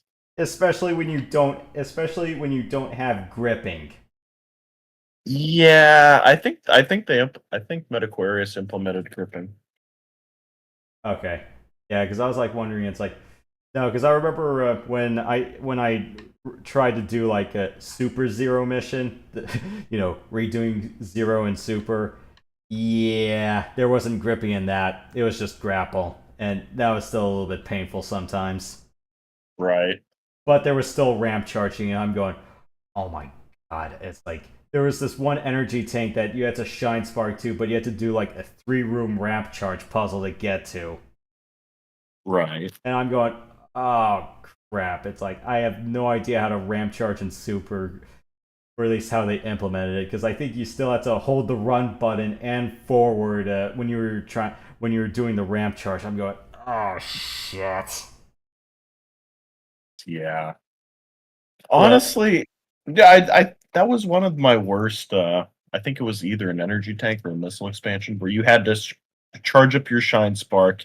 You had to make sure to shoot the paths, and you had to hope that you guessed right. Otherwise, you'd have to start the whole thing all over again. And then finally, once you were done with that, you had to do space jump basically and time it just right to get that power up. I know maybe I'm combining the two, but I know, like in Vanilla Fusion, yeah, there's definitely a ramp charge puzzle to get a power bomb, behind Zazabi's room, and then there was that one. Was it a super missile tank in AM2R? The one with the ramp charge puzzle in the temple. Right, I think it was a super missile. I remember that one wasn't too bad though. No, because that was basically that just took notes from Fusion and Zero Mission's ramp charging. Right, and they did a great job. But yeah, I think it was super. It was either that or Power Bomb. Yeah, because I'm like, if it followed more advanced controls, then yeah, I'll be a hell of a lot more comfortable. But it's like if you ask me to do it under Super's rules, I'm like, oh shit. Right. Yeah, that's the part that scares me. I really hope that this works on SNES 9X. I mean, it should. What do you do? Test it out on Z? No, I'm not using Z. Screw Z. Z is so bad. I just gotta find it. Is it not on my desktop? Okay, I think it might be in program files. Yo, what the heck? I'll screen share this. All right. Well, while we're diagnosing that, I'm gonna go cut the feed. So, thank you guys for coming by. We'll see you guys for the next adventure. But in the meantime, stay sweet, stay sensational. Don't be salty. Stay cool out there, and don't worry. There's always another bounty to hunt. Yep. See you next mission. Keep it real.